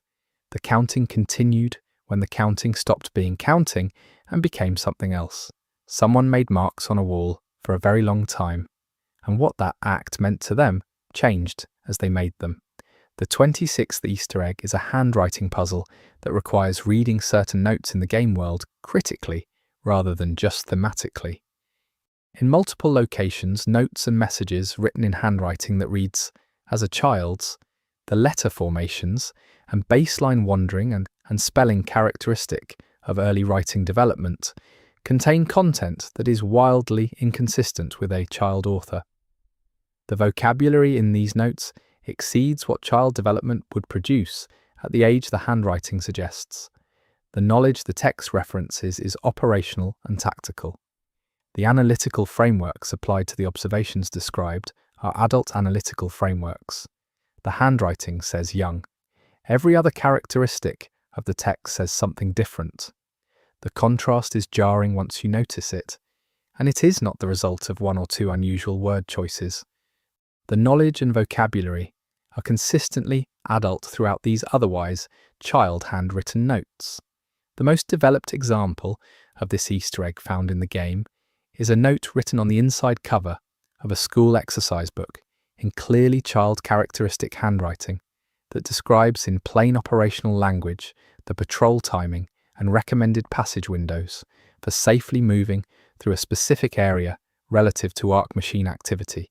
This is information that requires sustained empirical observation of ARC behavior over time, the ability to analyze that observation into patterns, and the skill to translate pattern analysis into actionable guidance.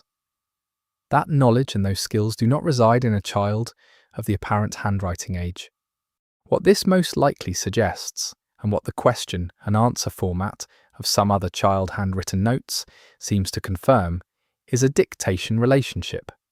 An adult with operational knowledge was providing information and a child was writing it down, acting as a record keeper in a situation where the adult's hands were otherwise occupied, or where the child's handwriting served some functional purpose in the context of their group situation. A child as scribe for an adult as analyst, producing documents that look like a child's work on the surface, but contain an adult survival intelligence. The 27th Easter egg is about the evidence of feeding and what it implies about population and organisation.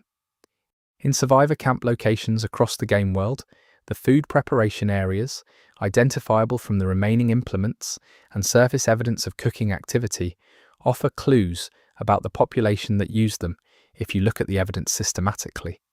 The number of eating implements prepared for use, the scale of cooking surface use patterns, the worn contact areas on seating surfaces adjacent to communal eating spaces, the tally marks near preparation areas that appear to be serving as daily headcounts.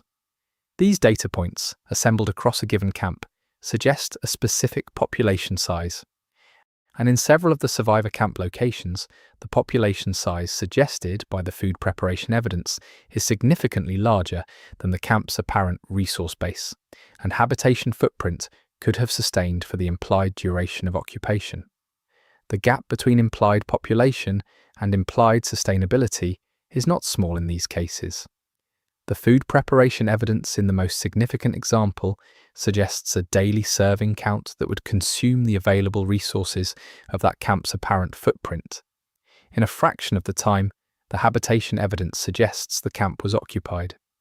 The math does not work if the camp was self-contained, which means either the population declined dramatically at some point, which would show up as a pattern change in the evidence rather than a uniform discrepancy, or the camp was receiving external support throughout its occupation period, supply deliveries, resource transfers from other locations, something external to the camp itself that was supplementing what the camp's immediate environment could provide, allowing a larger population to survive there for longer than the local resources alone would support.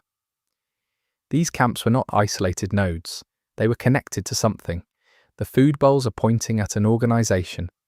The 28th Easter egg is in the graffiti, specifically in a subset of graffiti markings that contains secondary content invisible to casual observation. The technique involved is simple in principle and effective in practice. The outer form of these specific markings looks like stylized abstract graffiti, the kind of visual content associated with a particular artistic tradition of public mark making. Angles and curves and compound letter forms that read as expressive visual art to anyone not specifically looking for a secondary layer, but embedded in the structure of the outer form, readable when you apply the appropriate framing, is plain language text. Not an elaborate cipher, a simple overlay where the structural elements of the decorative outer form double as letter shapes in a secondary register. The graffiti is doing two things simultaneously. It is a piece of street art that is also a note. The messages embedded in this graffiti art are operational. They describe specific areas, specific conditions, specific risks, the kind of situation awareness information that would be useful to anyone moving through these spaces, and that would be dangerous to display in a format that could be easily identified as information carrying. The messages function as a dead drop system using the environment's existing visual texture as its carrier medium. Someone needed to leave navigational and safety information for people who would come after them, but needed to do it in a way that would not read as tactical information to anyone who was not already looking for it. They developed a coding method that embedded plaintext in art, and they planted it across the surfaces of a world that anyone would pass through and few would stop to read in the right way. This is, at its core, a communication system built for a post-collapse environment where the people you most need to reach are people you will never meet. And the medium you have available is whatever surface is still standing. One decoded message from this system that has generated the most community discussion is among the shortest.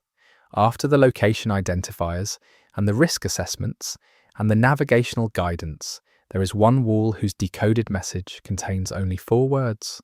They are counting us. No location given, no subject specified, no follow-up, no explanation, no accompanying navigational information. Just those 4 words, embedded in the visual structure of a graffiti piece on a wall in a ruined building. Whether they is the Ark or a human faction or something else entirely, whether counting means surveillance or something different, whether this was a warning, an observation, or a confession, the game has not said. 4 words, left in a form only specific eyes could read.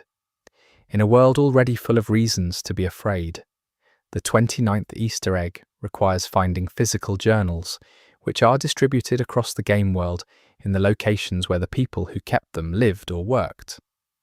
Most journal entries in the fragments that remain legible are temporally consistent with the game's implied timeline. They describe conditions and events appropriate to the period their physical context suggests they belong to. They are dated implicitly, if not explicitly, by the world they describe. But there is one journal in the game, found in a location that takes navigation effort to reach, whose legible entries describe a timeline that does not fit where the journal itself appears to exist. The entries are too early. They describe observations and conditions from a period that the game's other lore materials collectively place before what this individual's presence at this location would have been possible, by a margin that requires explanation rather than accommodation. The entries in this anomalous journal describe Ark machine behaviours in the past tense, with the analytical confidence of someone who has been watching these behaviours for long enough that they're no longer surprising, no longer noteworthy in themselves, only interesting for their patterns and what the patterns suggest about the Ark's operational logic. This person has been studying the Ark for a very long time, long enough that what other survivors encounter as new and terrifying is familiar and systematized to this writer, filed under known categories, understood in its broad outlines even when its specific instantiations are novel. The journal also references other survivor groups in language that suggests the writer is aware of multiple camps and communities across a wide area and is positioned as an observer of all of them rather than as a member of any of them. A presence across the survivor world that belongs to none of its specific communities. An individual who has been here long enough to watch multiple generations of survivor communities form and dissolve and form again. The journal does not say this person's name. It says their perspective, which is long and tired and comprehensive in ways that only time can produce. The 30th Easter egg is about the commemorations left for the missing rather than the dead, which is a distinct category of human grief that the game recognizes in its environmental storytelling. In multiple locations, among the personal effects in residential and community spaces, there are accumulations of objects arranged in configurations associated with memorial practice. Not formal shrines, the informal, spontaneous kind of memorial accumulation that appears in real-world contexts, objects left by people who knew a specific person and wanted to mark their absence with the material vocabulary of things. These accumulations are identifiable as commemorative rather than as random object collections by their intentional arrangement, their symbolic content, and in some cases by accompanying text that makes the memorial function explicit. What distinguishes this Easter egg from standard post-apocalyptic memorial detail is a traceable connection in specific instances between the commemorated person and evidence that the person was alive at the time the memorial was made, evidence in the form of notes written to the absent person in present tense, as if the writer expected them to eventually return and read the note. Journal entries that treat the absent person as someone who is somewhere rather than someone who is gone. Objects left with notes indicating they are being kept for the person until they come back. These are not memorials for the dead. They are memorials for the absent living. Collections of things that say you are here, we have not forgotten. Here are the objects that belong to you for when you return, an arrangement of care that does not concede to the absence the permanence that the absence may or may not actually have. Someone was keeping these things for someone who might come back. In a world where coming back was increasingly unlikely, they were keeping them anyway. The 31st Easter egg is an audio detail that only reveals itself to the patient. In specific locations throughout the game world, there are radios that are physically present but clearly non-functional, hardware from the old world's communication infrastructure that has been without power for as long as the world has been without power. These radios are tuned to specific frequencies as evidenced by their dial positions and any surviving frequency display elements. The tuning is intentional. Someone set these radios to these frequencies, and in most cases, the environmental context suggests the person who tuned them had a reason for the choice. Communication equipment does not get tuned to specific channels randomly. It gets tuned where you expect to find signal, or where you are trying to transmit, or where an agreement has been made to coordinate. Most of these silent radios are simply evidence of past communication activity, but in a specific subset of locations, in spaces where the acoustic environment is relatively isolated and other gameplay audio is minimal, extended presence near these tuned radios reveals something in the audio texture that should not be there. Within what is primarily static, the textured noise of a frequency with nothing actively on it, there are patterns. Not continuous patterns, not loud patterns, patterns in the noise, rhythmic disruptions at irregular intervals, the kind of structural non-randomness that trained perception can distinguish from true noise, but that casual listening will file as texture and ignore. The community's audio analysis of isolated recordings from these radio locations suggests these patterns are not engine artifacts. They are structured in ways consistent with signal encoding. Very low bandwidth, very partial, but structured. The radios are either still receiving something too faint to be intelligible, or they are still broadcasting something too encoded to be immediately understood. The 30-second Easter egg is about shoes, specifically about the placement of shoes in doorways across residential and commercial locations throughout the game world. In the culture represented by the game's pre-invasion population, removing shoes at the threshold of a domestic space is a common practice, one of the ordinary rituals of daily life, so automatic that it happens without thought. What you find in the doorways of many residential spaces in Ark Raiders is consistent with this: shoes paired and placed neatly at threshold positions, evidence of the habit persisting right up to whatever moment made the habit irrelevant. This reads as ambient domestic detail, and most players treat it as such. But across the residential locations where shoes appear at thresholds, a specific pattern emerges when you examine the shoe pairs rather than just registering their presence. In a notable proportion of these threshold pairs, only one shoe of the pair is positioned at the door. The other shoe is somewhere else in the space, sometimes visible further inside the room, sometimes not visible at all, half a pair at the door, the habit begun and not completed. Someone removed one shoe, and then something interrupted the removal of the second one. Not violently, because the shoe at the door is neat, placed deliberately rather than kicked or dropped. The first shoe was taken off with the ordinary care of the daily routine. And then the second shoe was still on the foot when the person moved further into the space, or out of it, or somewhere that took them away from the threshold before the automatic completion of the routine could occur. Something interrupted a person mid-shoe removal, something that was important enough to stop the habit at the halfway point and not return to finish it. The 33rd Easter egg requires reading the weather. Not the current weather state of the game world, which functions as expected environmental variable, but the preserved evidence of weather events embedded in the physical surfaces of the game world. Certain exposed surfaces in Ark Raiders retain the layered marks of past weather conditions in their texture and erosion patterns. The accumulation of these marks, read in the way a geologist reads rock strata, tells you about the sequence of weather events that affected those surfaces during the period of abandonment. The surface record documents rainfall events, frost cycles, wind-driven debris impacts. None of this is particularly surprising. What is surprising in one specific location is an interruption in the weather record.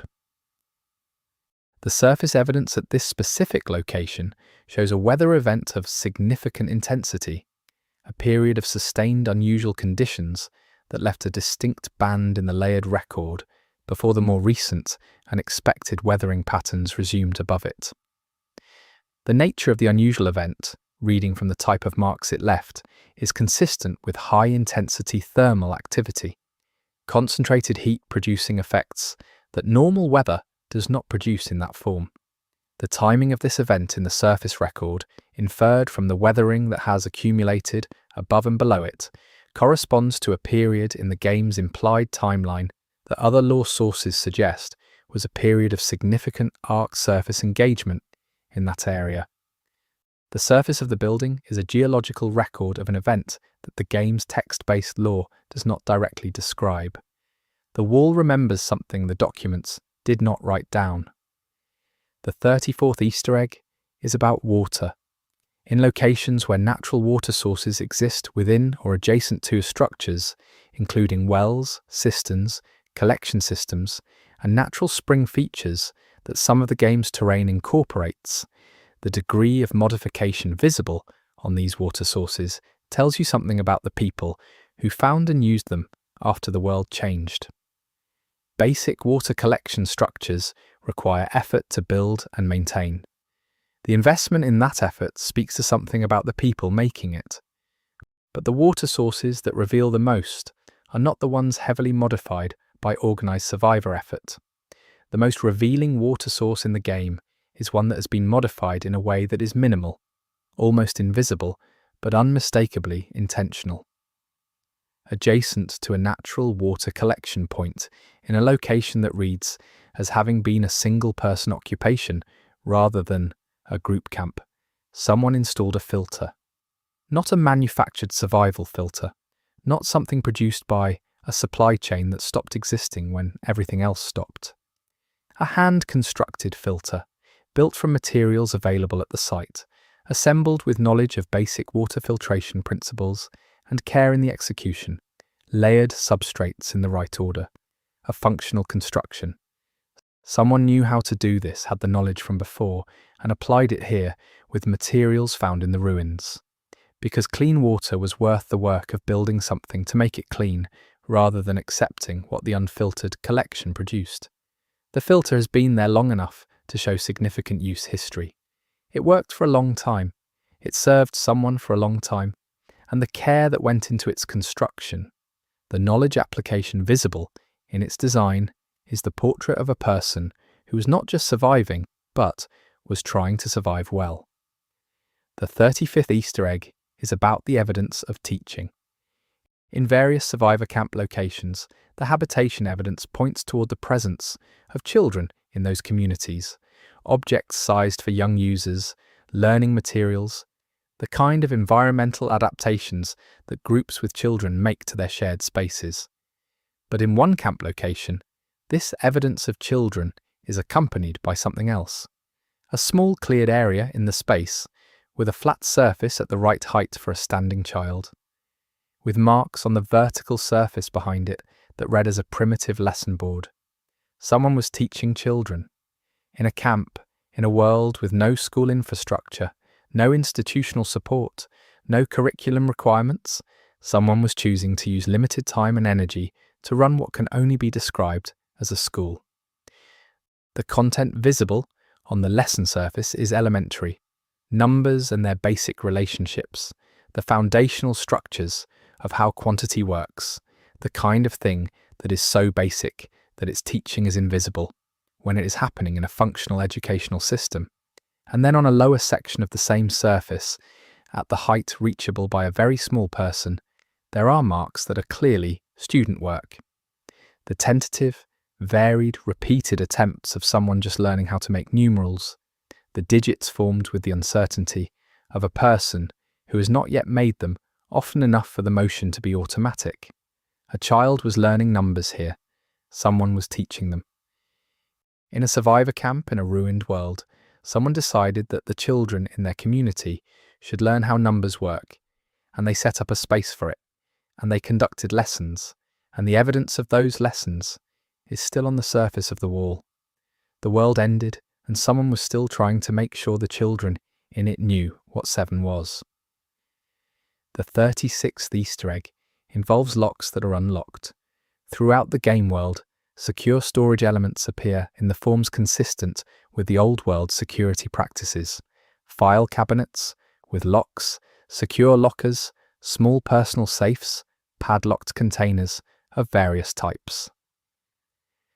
The majority of these secure elements have been breached in some way, opened by force or by key during the period of the collapse, or in the years of scavenging after it. That is the expected state of findable secure storage in a post-collapse environment, and it is not what this Easter egg is about. The Easter egg is specifically about secure elements that are unlocked but still closed, the lock mechanism disengaged, the container accessible, but the physical act of opening not completed. The lock is open. The door is still shut. This pattern appears in enough locations to be statistically notable, and the question it generates is about timing. An unlocked but closed container was last handled by someone who had the access required to open it, who used that access to unlock it, and who then did not open it. Someone got as far as the unlocking and stopped there. The range of scenarios that produce this outcome is narrow. They were interrupted between unlocking and opening. They unlocked it for someone who never arrived to open it. They changed their mind about what was inside. They heard something that took them away from the task before the task was complete. In each of these scenarios, the person who held the key did the last thing they were ever going to do with it, which was turn it in the lock, and then they were gone, and the container sat with the lock disengaged, waiting for an opening that never came. The 37th Easter egg is a sound one. In the game world, areas of wind exposure produce ambient audio consistent with air moving through and around the physical structures of the environment. This is standard environmental audio design, and nothing in that baseline is the Easter egg. The Easter egg emerges in the specific harmonics that certain structures produce in wind conditions. Structures with specific aperture geometries, doorways, window openings, damaged wall sections with particular hole profiles produce pitched resonance when air passes through them under the right conditions. Most players register this as atmospheric audio texture and process it as background. But players with musical training who began specifically listening for pitch content in the wind resonance found something unexpected across multiple locations. The pitched resonance produced by certain specific aperture structures in the game, cross-referenced against each other, form intervallic relationships, not random intervals, consonant intervals. The wind is harmonizing. The apertures that produce these harmonizing frequencies have specific geometries and orientations relative to each other that could theoretically be coincidental, but that, in the locations where the effect is most pronounced, appear to have been placed rather than formed by damage. Specific window openings positioned at specific heights and angles relative to each other in ways that serve no structural purpose, but do produce complementary resonant frequencies when the wind comes from the prevailing direction. Someone built music into the structure of a building. In the pre-invasion world, as a detail that most people would live in daily without ever consciously perceiving it. As a detail that in the post-invasion world, with the building half empty and full of wind, becomes briefly, accidentally audible. The architecture was always singing. It needed the disaster to make the song loud enough to hear. The 38th Easter egg is about the left hand. In locations across the game world where personal effects include writing implements and small tools, where surfaces retain the evidence of manual work being done at specific positions, the wear patterns on these surfaces and tools can be read for information about the person who used them. Most right-hand dominant work produces specific wear patterns on implements and on surfaces, the asymmetric contact evidence of a particular hand preference in the person working. The evidence left by left-handed individuals is distinctive and distinguishable, a different asymmetry. This is a small observational detail in any one location and not particularly meaningful in isolation. What makes it an Easter egg is the cross-referencing. Across a trail of locations in the game world, connected by proximity and by shared aesthetic sensibility in the handwritten materials and modified objects found at each, a series of campsites can be tracked as the possible itinerary of a single individual. The evidence at each site points to one person, and the left-hand wear indicators at each site are consistent. The same individual moving through the game world, leaving the same handedness signature at each stop. The trail is not explicitly marked. There is no narrative device calling attention to the connection. You have to read the physical evidence of how someone used their tools and match that evidence across separate locations to see that the sites are connected, that one person moved through all of them, that someone's path through the ruined world is traceable if you know how to read the surfaces they worked on. The game contains a biography written in wear patterns. You just have to know you're reading it. The 39th Easter egg is a garden. In the exterior space adjacent to one specific residential location, visible from an exterior vantage point that most players pass through without stopping, there is evidence of deliberate cultivation. Not the overgrowth of an abandoned pre-invasion garden, which has the characteristic disorder of unmanaged plant growth. This growth is arranged. The plant material, whatever species survived the years in this location, has been organised and tended with a purpose visible in its arrangement. Rows, clearances, the evidence of repeated manual intervention, keeping certain areas clear while allowing others to develop. Someone was growing food here, not in the pre-invasion period. After. Someone cleared this ground after the world changed and planted something and came back to tend it enough times that the evidence of the tending is still visible in how the plants are arranged. The scale of this garden is small. What it could produce would not sustain more than one or two people for very long, but it would produce something. In a world where the supply chain stopped and the stores are looted shells, with thermal receipt paper on the floor, growing anything, producing any quantity of fresh food from cultivated ground, is both practically significant and symbolically enormous. Someone decided not to wait for the world to provide, decided to make the ground produce rather than just taking from what remained. The garden in Ark Raiders is the most quietly optimistic thing in the game. Not because it solves the food problem, because it does not, but because it represents a decision that the present moment is worth investing in, that something planted now might actually be harvested later, that there will be a later. The 40th Easter egg is in the games. In residential spaces across the game world, board games and card games appear among personal effects, the kind of recreational objects that families accumulate over years of ordinary domestic life. Most of these games are in the expected state of found objects in abandoned spaces, damaged by time and exposure, their component pieces scattered among the debris. But in a subset of locations where the preservation conditions were better, specific games are findable with their components substantially intact. And in a few of these intact games, the game has been left mid-play. Pieces on the board in the positions of an interrupted game, cards distributed among positions indicating multiple players, the physical record of a specific game moment preserved by whoever left the table without clearing up. The game states visible in these preserved mid-game tableau are not random interruption points. The game theory is checkable. The positions of pieces, the card distributions, the accumulated scoring elements tell you something about the state of each game at the moment it stopped. And in the case of the most legible example, the preserved game state is one where a clear winner was present. One player had a winning position. Not a complicated or borderline winning position, but a decisive one, the kind that ends the game. The game was stopped with someone in the position of having won, and with that win not yet acknowledged, not yet celebrated, not yet marked by the conventional gestures that complete the act of a game ending. Someone had won a board game, and then something happened that was more important than acknowledging the win. And so the win sits there on the board, still uncelebrated, in a room that the winners and losers both left without resolving the score. The 41st Easter egg is in the light switches.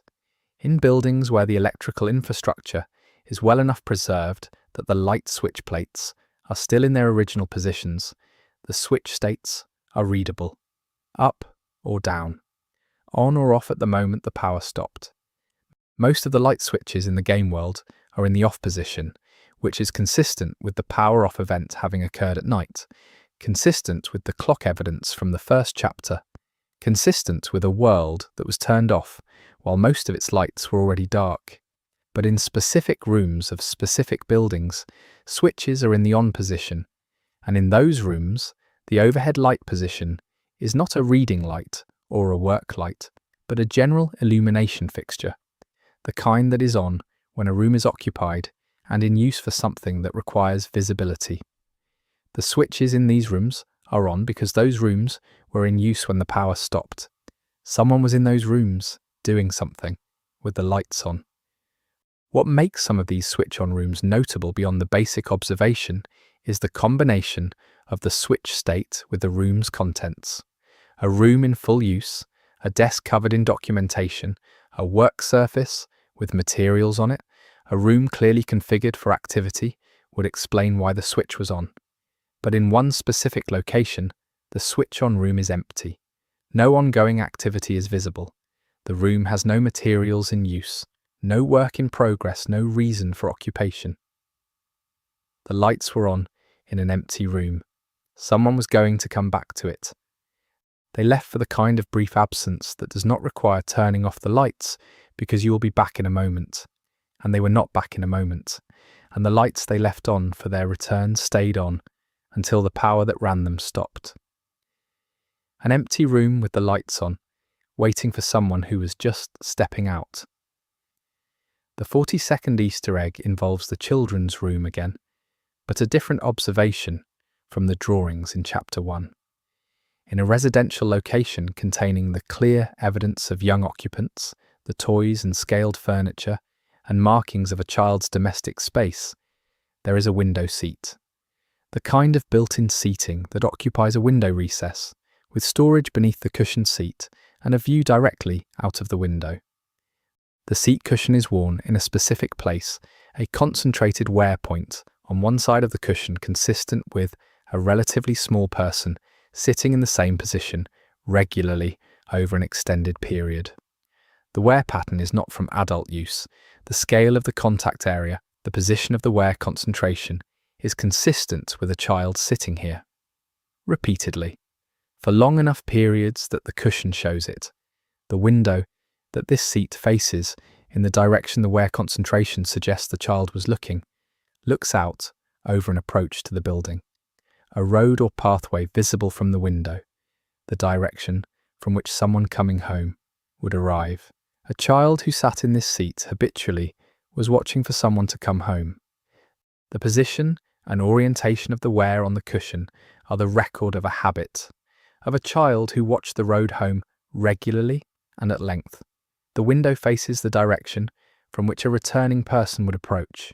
The cushion holds the shape of a child who sat there and waited.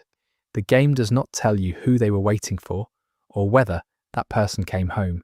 It tells you, in the compressed language of worn fabric, that someone small sat in this window for a very long time, waiting for something to come down that road.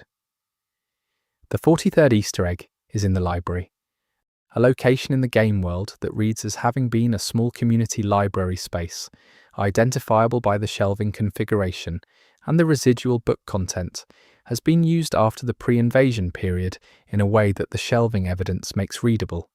Books have been removed from the shelves, not ransacked, not scattered in the disorganized way of looting.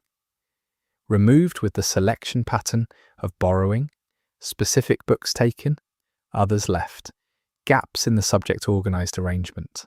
In the post-collapse period, someone was using this library. Someone was coming here and choosing books and taking them.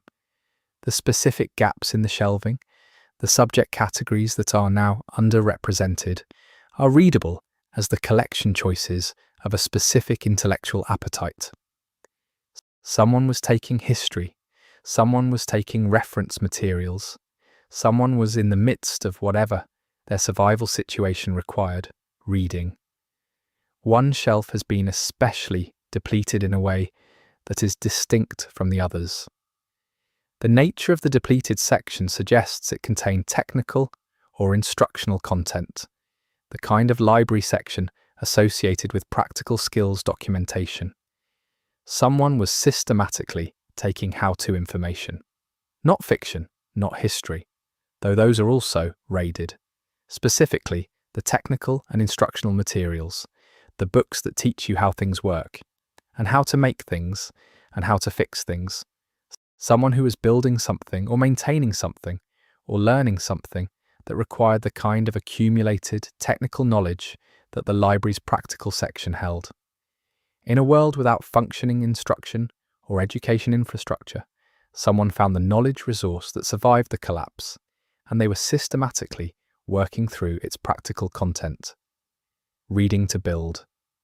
The gaps in the shelves are the outline of a project.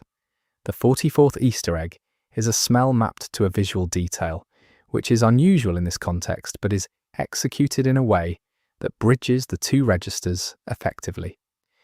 In certain survivor-associated locations, specifically in the small personal spaces within larger camp structures that suggest individual sleeping or resting areas, there are dried plant bundles. Tied bundles of plant material hung from available overhead points, the kind of dried herb arrangement that in the pre-invasion world would read as either culinary storage or decorative folk aesthetic. In the post-invasion context, in a world where the medicinal properties of plants are significantly more relevant than they were in a world with working healthcare infrastructure, these bundles carry a different reading. Someone was gathering medicinal plants and drying them for later use. The specific species identifiable in some of the bundles, and this requires a degree of botanical knowledge to read, but the community has done this work, includes plants with documented anti-inflammatory and antimicrobial properties. The person who gathered and dried these plants had botanical medical knowledge, not pharmacological knowledge, not the institutional medical training of the pre-invasion world, but the traditional knowledge base that existed before industrial medicine made it largely decorative in wealthy societies. This person knew what grew near them that would help, and they gathered it and they preserved it. They were the camp's medical resource, providing from local botanical materials what the camp could not obtain through any other channel. And their dried bundles are still hanging in their personal space, which means either they took what they needed when they left and left the rest, or they were not the one who left. Someone kept herbs in their sleeping space, and that tells you something specific about who they were and what they were doing for the people around them. The 45th Easter egg is found in storage organization. In survivor camp contexts, the organization of scarce resources reveals something about the organizational structure of the people managing them. Chaotic resource storage points toward disorganized or non-hierarchical management. Systematic storage with consistent organization across the full inventory points towards someone in the group having a logistics role. The storage systems in most survivor camps in the game world are predictably varied, showing the pragmatic adaptations of groups managing scarce materials without formal infrastructure. But in one camp location, the storage organization is exceptional. It is meticulous. It is systematic in a way that goes beyond functional organization into something that reads as thoroughness applied as principle. Items are grouped by type, then by condition within type, then subdivided further within that by a criterion that takes examination to identify. The third level organization turns out to be organization by frequency of use. The items most often accessed nearest to hand. The items rarely needed furthest from the point of access. This is not organizational improvisation. This is applied logistics knowledge. Someone managed the inventory of this camp the way a supply officer manages a stores room, with the same principles and the same systematic approach that you develop through formal training or through enough experience with scaled logistics that the principles become second nature. Someone in this camp had professional experience with inventory management. They applied that experience to the problem of keeping a survivor community alive. The professional competence of the old world, transplanted into the ruins, still doing its job in the only context that remained. The 46th Easter egg is in the medical supplies. In locations where first aid materials are findable as survivor use evidence, the specific use patterns visible in the medical supplies tell a story that has nothing to do with the game's mechanics and everything to do with the people who are using them. Bandage materials show specific use patterns that are distinguishable between self-application and application by another person, because the geometry of a dressing applied to a wound you cannot see clearly, and with only one functional hand looks different from a dressing applied with both hands and full visual access. In most survivor contexts where first aid materials appear, both patterns are present: self-treatment and mutual treatment, the expected mix of a community sharing medical care responsibilities.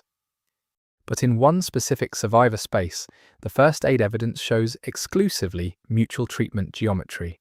Every bandage use pattern is consistent with treatment applied by someone other than the patient. No self-treatment evidence. In a space where a single individual was clearly the primary occupant, all the medical treatment was applied to that person by someone who came to treat them. Someone was receiving regular medical attention from a visitor who came to treat them and then left. The frequency of the treatment use evidence suggests regular intervals. Someone in this space was injured or ill in a way that required ongoing external care, and the person or people who provided that care came repeatedly to do it, and then departed. The medical supplies document a caregiving relationship between someone who was hurt and someone who kept coming back to help them, in a world full of reasons to stop coming. The 47th Easter egg is a puzzle about the concept of home. In residential locations across the game world, the personal objects that constitute domestic life communicate something about the people who chose them and arranged them in the pre-invasion period. The objects speak to taste, to memory, to habit, to the thousand small choices that make a house into a home. But in two specific residential locations, whose physical features suggest they are in the same general geographic area of the game world, the personal object configuration has an unusual characteristic. The objects that constitute the most personal and meaningful domestic content, the photographs, the keepsakes, the small objects that derive significance from association rather than utility, are doubled. The same class of objects appears in both locations, not identical objects, but the same category, arranged in the same functional positions. Two living spaces set up for the same life. This is the environmental evidence of two homes maintained simultaneously by the same person, or two people who are maintaining parallel spaces for each other, or some arrangement more complex than either of those readings captures cleanly. The details that make this reading possible are in the specifics. Both spaces contain care marks, signs of regular occupancy and maintenance. Both spaces have the small modifications that indicate someone's habitual presence. The furniture positioned for a specific person's use pattern. The light switches at the height a specific person habitually reaches. Two spaces configured for the same human presence. Whether this is about two people who wanted to be near each other in a world where that had become dangerous, about one person who maintained separate spaces for separate parts of their life, or about something else entirely. The duplication says something about the relationship between the people involved that the game does not narrate and does not need to. The 48th Easter egg is about the evidence of celebration. In a world organized around survival, celebration becomes a deliberate choice, a decision to use limited resources for purposes other than functional necessity. Evidence of celebration in survivor contexts is therefore meaningful in a way it would not be in the pre-invasion world, where celebration was a routine part of the calendar. In one survivor camp location, among the habitation evidence, there are the residues of what can only have been a deliberate act of celebration, not large-scale, not lavish, but unmistakably intentional. Decorative elements in materials that had no other function. Food evidence suggesting a slightly better meal than the ordinary standard suggested by the rest of the camp's nutrition evidence. Objects arranged in a configuration that reads as the material expression of occasion rather than necessity. Someone in this camp decided that a specific day was worth marking differently from other days. They used what little they had to make that day distinct, to invest the day with a quality of occasion that the everyday survival context does not provide. The specific trigger for this celebration, whether it was a birthday, an anniversary, a milestone, a rescue, something entirely private, is not communicated by the evidence. What the evidence communicates is the decision itself. The choice to celebrate is not neutral in a world where everything costs something that may need to be cost elsewhere. Someone weighed what they had against what a celebration would require and chose the celebration. In a camp where every resource was finite and the future was uncertain, someone decided that this day was worth using some of those resources to make memorable. The 49th Easter egg is in the evidence of waste, or rather, in the specific absence of evidence of waste.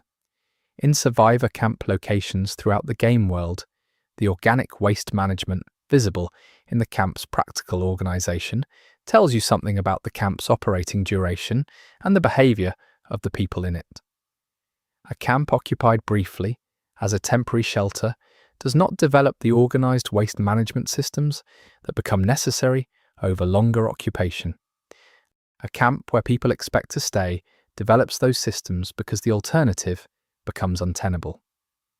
The waste management evidence in the camps with the longest implied occupation periods shows varying levels of systematic approach, some better organized than others. But one specific camp has waste evidence that is distinctive in a different way.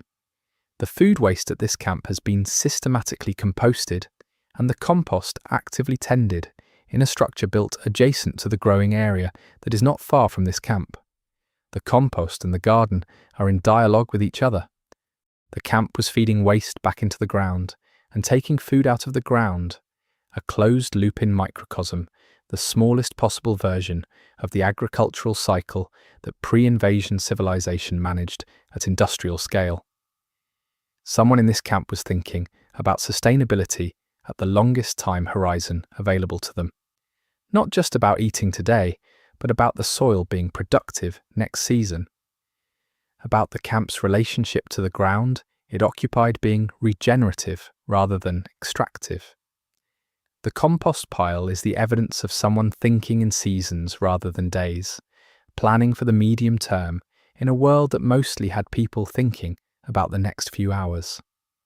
The person who made the compost pile was planting for a future they intended to still be present for. The 50th Easter egg closes the first half of this list, and it is the Easter egg I have thought about most in putting this video together, the one I return to when I am trying to articulate what it is that Ark Raiders is doing with its environmental storytelling that most games do not do. It is a note. In a location that requires specific navigation effort to reach, attached to an object that has been prepared as a cache, a collection of resources assembled and left for someone, there is a handwritten note. The note is brief. The note says that the cache was left for whoever needs it. It gives no conditions. It does not reserve the cache for a specific person or group. Whoever needs it is the full extent of its addressee. A person in a world of scarcity collected things they could have used themselves and left them for an unknown future person who might need them, with no expectation of return, no record of who left them, no name attached to the act. The generosity is anonymous. It was directed not at a known recipient, but at the category of person who would be in a bad enough situation to need what was left there. The cache is not large. What it contains is ordinary survival material, the kind of thing that represents real value in the context of scarcity, but that does not suggest the person who left it had an abundance to spare. They had something, and they left some of it for someone they would never meet, in a world that was trying its hardest to make that kind of surplus unavailable.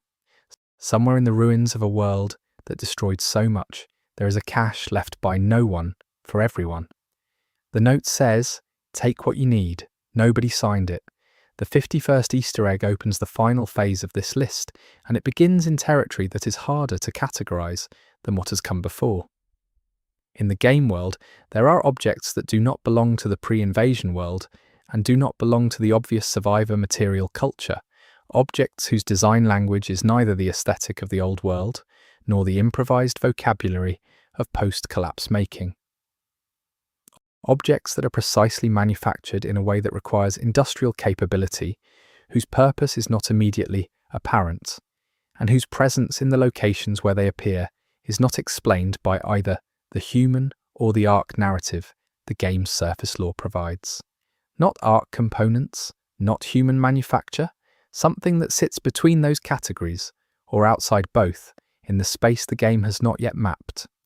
The community has catalogued 7 confirmed examples of these anomalous objects distributed across different map areas.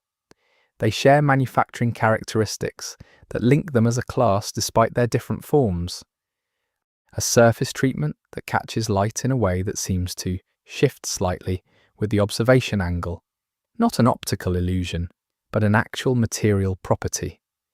A weight that observers describe consistently as more than the object's volume would suggest for any standard material. A temperature, noted by players whose gameplay settings allow for this kind of textural detection, that is consistently and slightly below the ambient temperature of the environment where the object is found. These are objects that are slightly wrong in ways that are individually dismissible and collectively not. The game has seeded the world with a category of object it has not explained, in numbers too small to be accidental, and in a distribution too spread to be careless. Whatever they are pointing toward, the game has not pointed there yet. The 52nd Easter egg is in the shadows. In several locations at specific times of day in the game's environmental cycle, when the sun angle and the structure geometry align in a specific way, the shadow cast by a certain architectural feature creates, on the ground or on an adjacent surface, a shape that does not match the silhouette of the feature that cast it. The feature itself is geometrically simple, a wall section, a partial roof edge, something whose shadow should be straightforwardly predictable from its physical form. And for most of the day, the shadow is exactly that, predictable and geometric and ordinary. But at one specific point in the light cycle, as the angle of the light passes through a specific relationship to the structure's geometry, something in the shadow's shape changes. An additional element appears in the shadow that is not present in the casting form, a projection in the shadow that has no corresponding projection in the object. This is impossible under normal optics and the game's environmental lighting system. A shadow can only be as complex as the form that cast it. An extra element in the shadow means an extra element in the casting form, something not visible from the observation angle, but present in the structure, extending into the path of the light in a way that only becomes apparent at the specific angle where its shadow falls. There is something in these structures that is only visible in its shadow. The game's geometry has hidden something inside the architecture, where it is invisible to direct observation and visible only when the light finds the right angle to make it cast a shadow that includes it. Something is inside the walls. The shadow is the only evidence it is there. The 53rd Easter egg is about the game's map boundaries and the evidence visible at them. In areas adjacent to the playable map's edges, where the designed environment meets the technical constraint of the world's playable volume, the environmental design typically establishes natural or structural reasons for the boundary that make it feel like a world's edge rather than a game's edge. This is standard design practice, and Ark Raiders does it well enough that most players accept the established boundary reasons without scrutiny. But at certain specific boundary-adjacent locations, if you position yourself to observe the boundary zone from the maximum available distance while remaining in the playable area, the boundary environment contains details that should not be visible at that range, but are visible at specific lighting conditions. Environmental elements in the boundary zone, normally dismissed as simplified boundary dressing, that at distance and under specific light conditions resolve into objects that were clearly designed with the same detail level as the game's main playspace objects. The community has identified 3 specific boundary-adjacent locations where this is observable, where the boundary dressing at distance reveals detail that was never meant to be seen, as clearly as lighting conditions occasionally make it visible. What that detail shows, in the most discussed of the 3 locations, is the remnants of a large installation. Structural elements of something substantial, complex enough in its design language to suggest purpose rather than incidental structure. Positioned in the boundary zone, too far from the playable area to reach, close enough on clear days at distance to be unmistakably there. The game's designers put something in the space beyond the world's edge. They put it there with detail, and they did not expect anyone to be able to see it from the playable area. Whatever it is, it exists in the world the game did not make available. The boundary marks the edge of where you can go, not the edge of what there is. The 54th Easter egg is the one I find most difficult to discuss without the anthropomorphic drift I have been trying to resist throughout this video. It requires an extended period of observation in a specific location that most players have no reason to occupy for the duration required, and it rewards that observation with something that I still do not have a fully satisfying framework for. In a location that I will identify only as a place with a clear sightline to a significant portion of the sky, during the game's night cycle, an Ark machine is present. The machine is in a non-patrol state, not moving through a route, not in an alert configuration. It is stationary, upright and operational, but stationary, pointed at the sky. During the extended observation period, the machine does not change this posture. It stands in the open at night, and it is looking up. And every few minutes, its systems produce an output. Not a weapon discharge, not a communication signal, not any of the operational emissions the game's feedback systems make visible. A sound. A specific sound. A specific, brief, non-operational sound that in frequency and quality does not match any other sound in the game's audio vocabulary for Ark machine behavior. Multiple community members have isolated recordings of this sound and subjected it to analysis.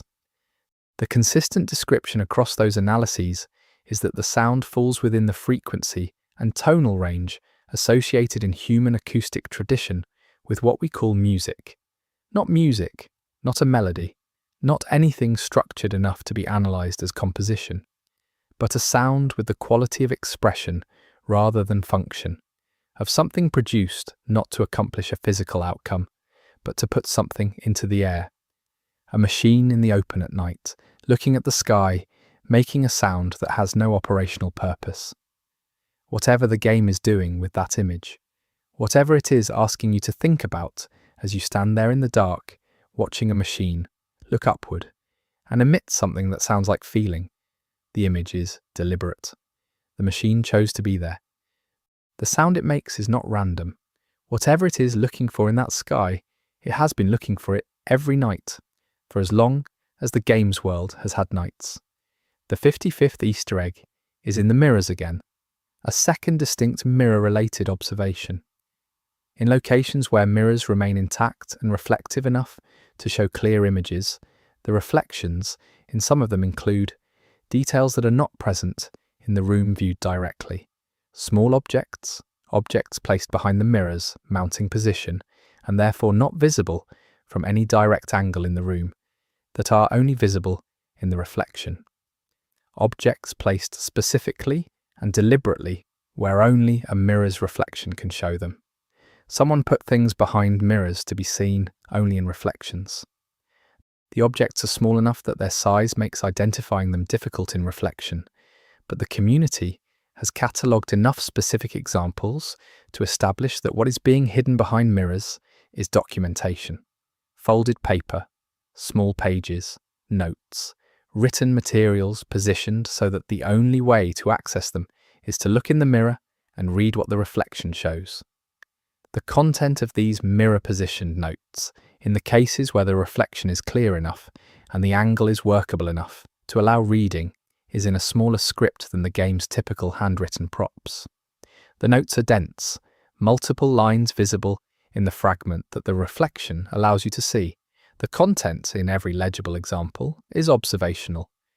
Notes about patterns, about behaviour, about things seen. Someone was keeping observational records and hiding them behind mirrors so that the records could only be read by someone who was specifically looking for them in a specific place. This is not for the benefit of a future chance reader. This is for someone who was told to look behind the mirrors. These notes had an intended audience who knew to look there. The notes were left for someone specific, someone who knew the method, someone who was supposed to come back and read them. Whatever the notes were recording, the record is still there. Behind the mirrors, waiting for whoever was supposed to come read them in a reflection. The 56th Easter egg moves into territory that several community members have described as the point where the game's environmental storytelling starts to feel like it is addressing the player directly, rather than constructing a world for the player to inhabit. In a series of locations visited in a specific sequence, the details in each location form part of a message that only becomes visible when the locations are combined. This is in principle similar to the graffiti communication system from the earlier section, but more expansive in scope and more abstract in execution. The individual locations do not each contain text. They each contain a visual or physical element that is partially ambiguous on its own, but that resolves, in combination with the elements from the other locations, into an unambiguous statement. The statement that the community has assembled from these distributed elements is about observation. It says, in a paraphrase that preserves the meaning without the specific formulation, someone is watching the watchers. Someone has been observing the people who are observing the arc. The statement's implication in context is that the observation runs in more directions than it appears to. Whatever network or capability is embedded in the game world beyond what the player can directly access. The message assembled from these distributed locations suggests that network includes the player's own presence and activity. The game's world is watching the people who are exploring it. Whatever that means about the lore, about the existence of entities in the game world, with the capability and motivation to monitor survivor activity, the message is there, assembled from details spread across the world, left for someone who would take the time to visit all those locations and know what they were being shown, someone who is paying enough attention to find a message left for them in the architecture of the world. The message says, "We see you." The 57th Easter egg is in the game's fauna, specifically in how the surviving animals present in the game world behave in proximity to Ark machine activity. The animals of the game world, the wildlife that has persisted through the years since the collapse, have developed behavioral patterns informed by the predation pressure of the Ark's presence. They avoid Ark units. They use cover in ways consistent with learned predator avoidance. They show behavioral signatures of a prey species that has been in relationship with a specific predator long enough that the avoidance behaviors are deeply conditioned. None of that is unusual as an ecological observation in the game's world. But there is one behavior documented in specific locations that does not fit the prey-predator avoidance framework.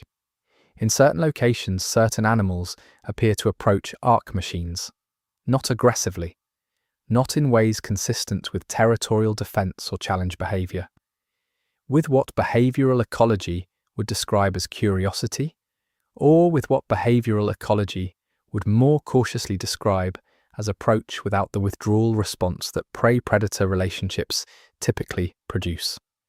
The animals that exhibit this non-avoidance approach behavior are not random across species. The same species types appear repeatedly in the documented approach instances. And the Ark machines that are approached are, in every documented case, machines that are in dormant or low activity states, rather than active patrol modes. The animals approach the quiet machines. Whether this is simply because the sensory signatures of dormant machines do not trigger the predator avoidance responses that active machines do, or whether there is something about specific dormant machines that the animals perceive as non-threatening in a more complex sense, the behavior is documented, and it is specific enough to be meaningful. In the ruins of a world that the Ark destroyed, some of the animals that survived are approaching the machines that destroyed it, sitting near them, not fleeing. The ecosystem has adjusted to a world with machines in it in ways that human observers have not. The 58th Easter egg is in the code, or in what appears to be code. In several locations where the remnants of computational hardware are present, screens or display elements that retain enough function to show partial content under specific conditions. Strings of text are visible that read as programming syntax. Most of this is legacy system content, the expected background output of hardware that has lost its primary function but retains enough power to display partial system states. Standard technical texture.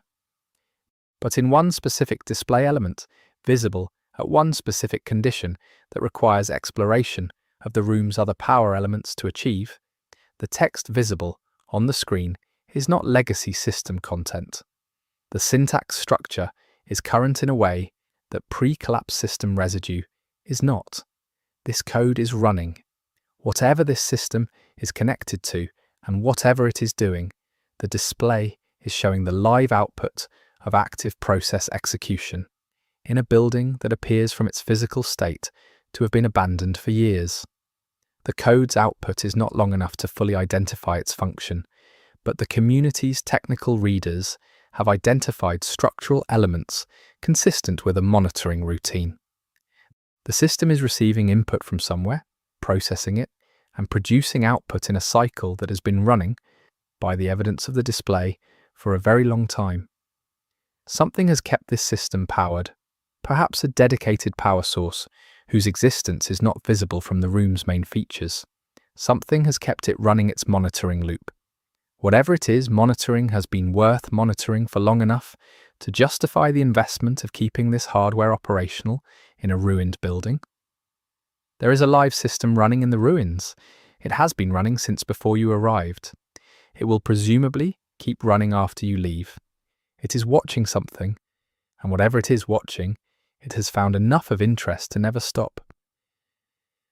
The 59th Easter egg is a sound you almost certainly heard and probably rationalized away. In the game world's ambient audio environment, the soundscape of the ruins is carefully constructed from the elements you would expect: wind, structural settling, distant machine sounds, the acoustic signatures of an environment that is aging and deteriorating. These sounds form the audio background of the game experience, and the mind learns to process them as texture rather than content. But in the audio environment of specific locations, particularly locations connected to the survivor storytelling threads from the earlier chapter, there are voices, not intelligible voices, not conversation quality audio, the acoustic remnant of human vocalization, reverberant and compressed by time and the acoustic properties of the space that falls into the part of the auditory spectrum where the brain is inclined to attribute it to wind or structural noise and move on. Extended listening in these specific locations, in audio-isolated conditions, if possible, produces something that resists the wind attribution. The cadence is wrong for wind. Wind does not sustain the rhythmic interval pattern that this audio exhibits. The community has produced filtered audio analyses that isolate the pattern from the surrounding noise floor, and the filtered output is consistently described by listeners as someone speaking, not the words.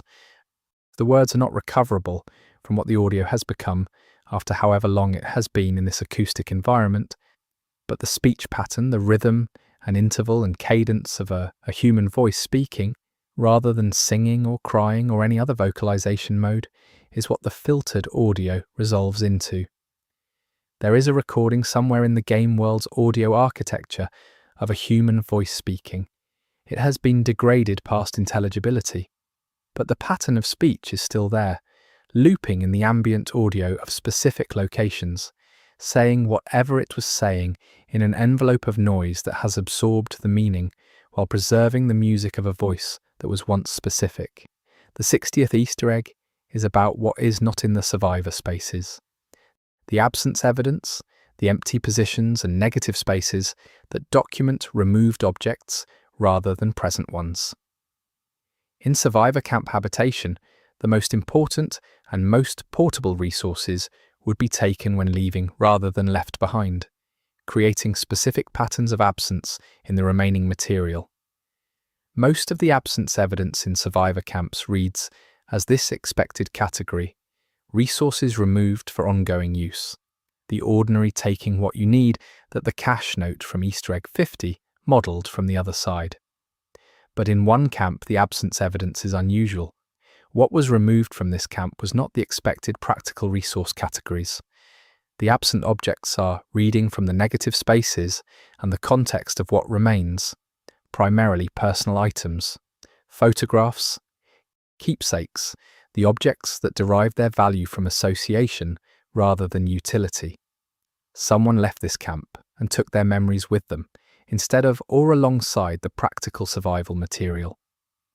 The decision to prioritize personal items in a departure that presumably involved real practical survival pressure reveals something specific about the person who made that decision. They weighed what to carry, and they took the things that would have no value to anyone else, but were irreplaceable to them. In an environment where weight and volume have direct survival implications, they took the photographs, the things that proved that specific people had existed and had mattered. Those things were worth the wait. That person left this camp carrying their irreplaceable things rather than maximum practical resources, which is a calculation that says something explicit about what they considered most important to preserve. In the ruins, someone made room in their pack for the photographs.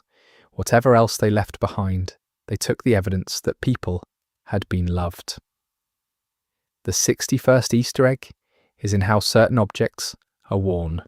Personal items found throughout the game world show the wear patterns of use and handling accumulated over the period of their occupation in this world. The wear on most objects tells you about how the object was used. The wear on some objects tells you something more specific. In the case of handheld objects, The wear produced by being picked up and held frequently, the specific smoothing and patination that human handling produces on surfaces, can tell you not just that an object was held, but something about how it was held, with what grip, at what frequency, whether it was held for extended periods or picked up briefly and set down. Objects held during periods of sustained stress produce different wear patterns from objects held casually or habitually. A specific object in a survivor space, a small hand-sized thing, whose original function is secondary to what it became, shows wear consistent with being held for extended periods under sustained physical tension. The grip pattern is tight. The wear is deep for the object's apparent material and surface treatment. Whatever this object was in its original life, it became, in its second life, something held in a fist for a very long time. Something squeezed in the night or in the day or in both, with the grip of someone for whom holding a physical object was the form their endurance took. The wear on this small thing is the accumulated pressure of every moment someone held it hard enough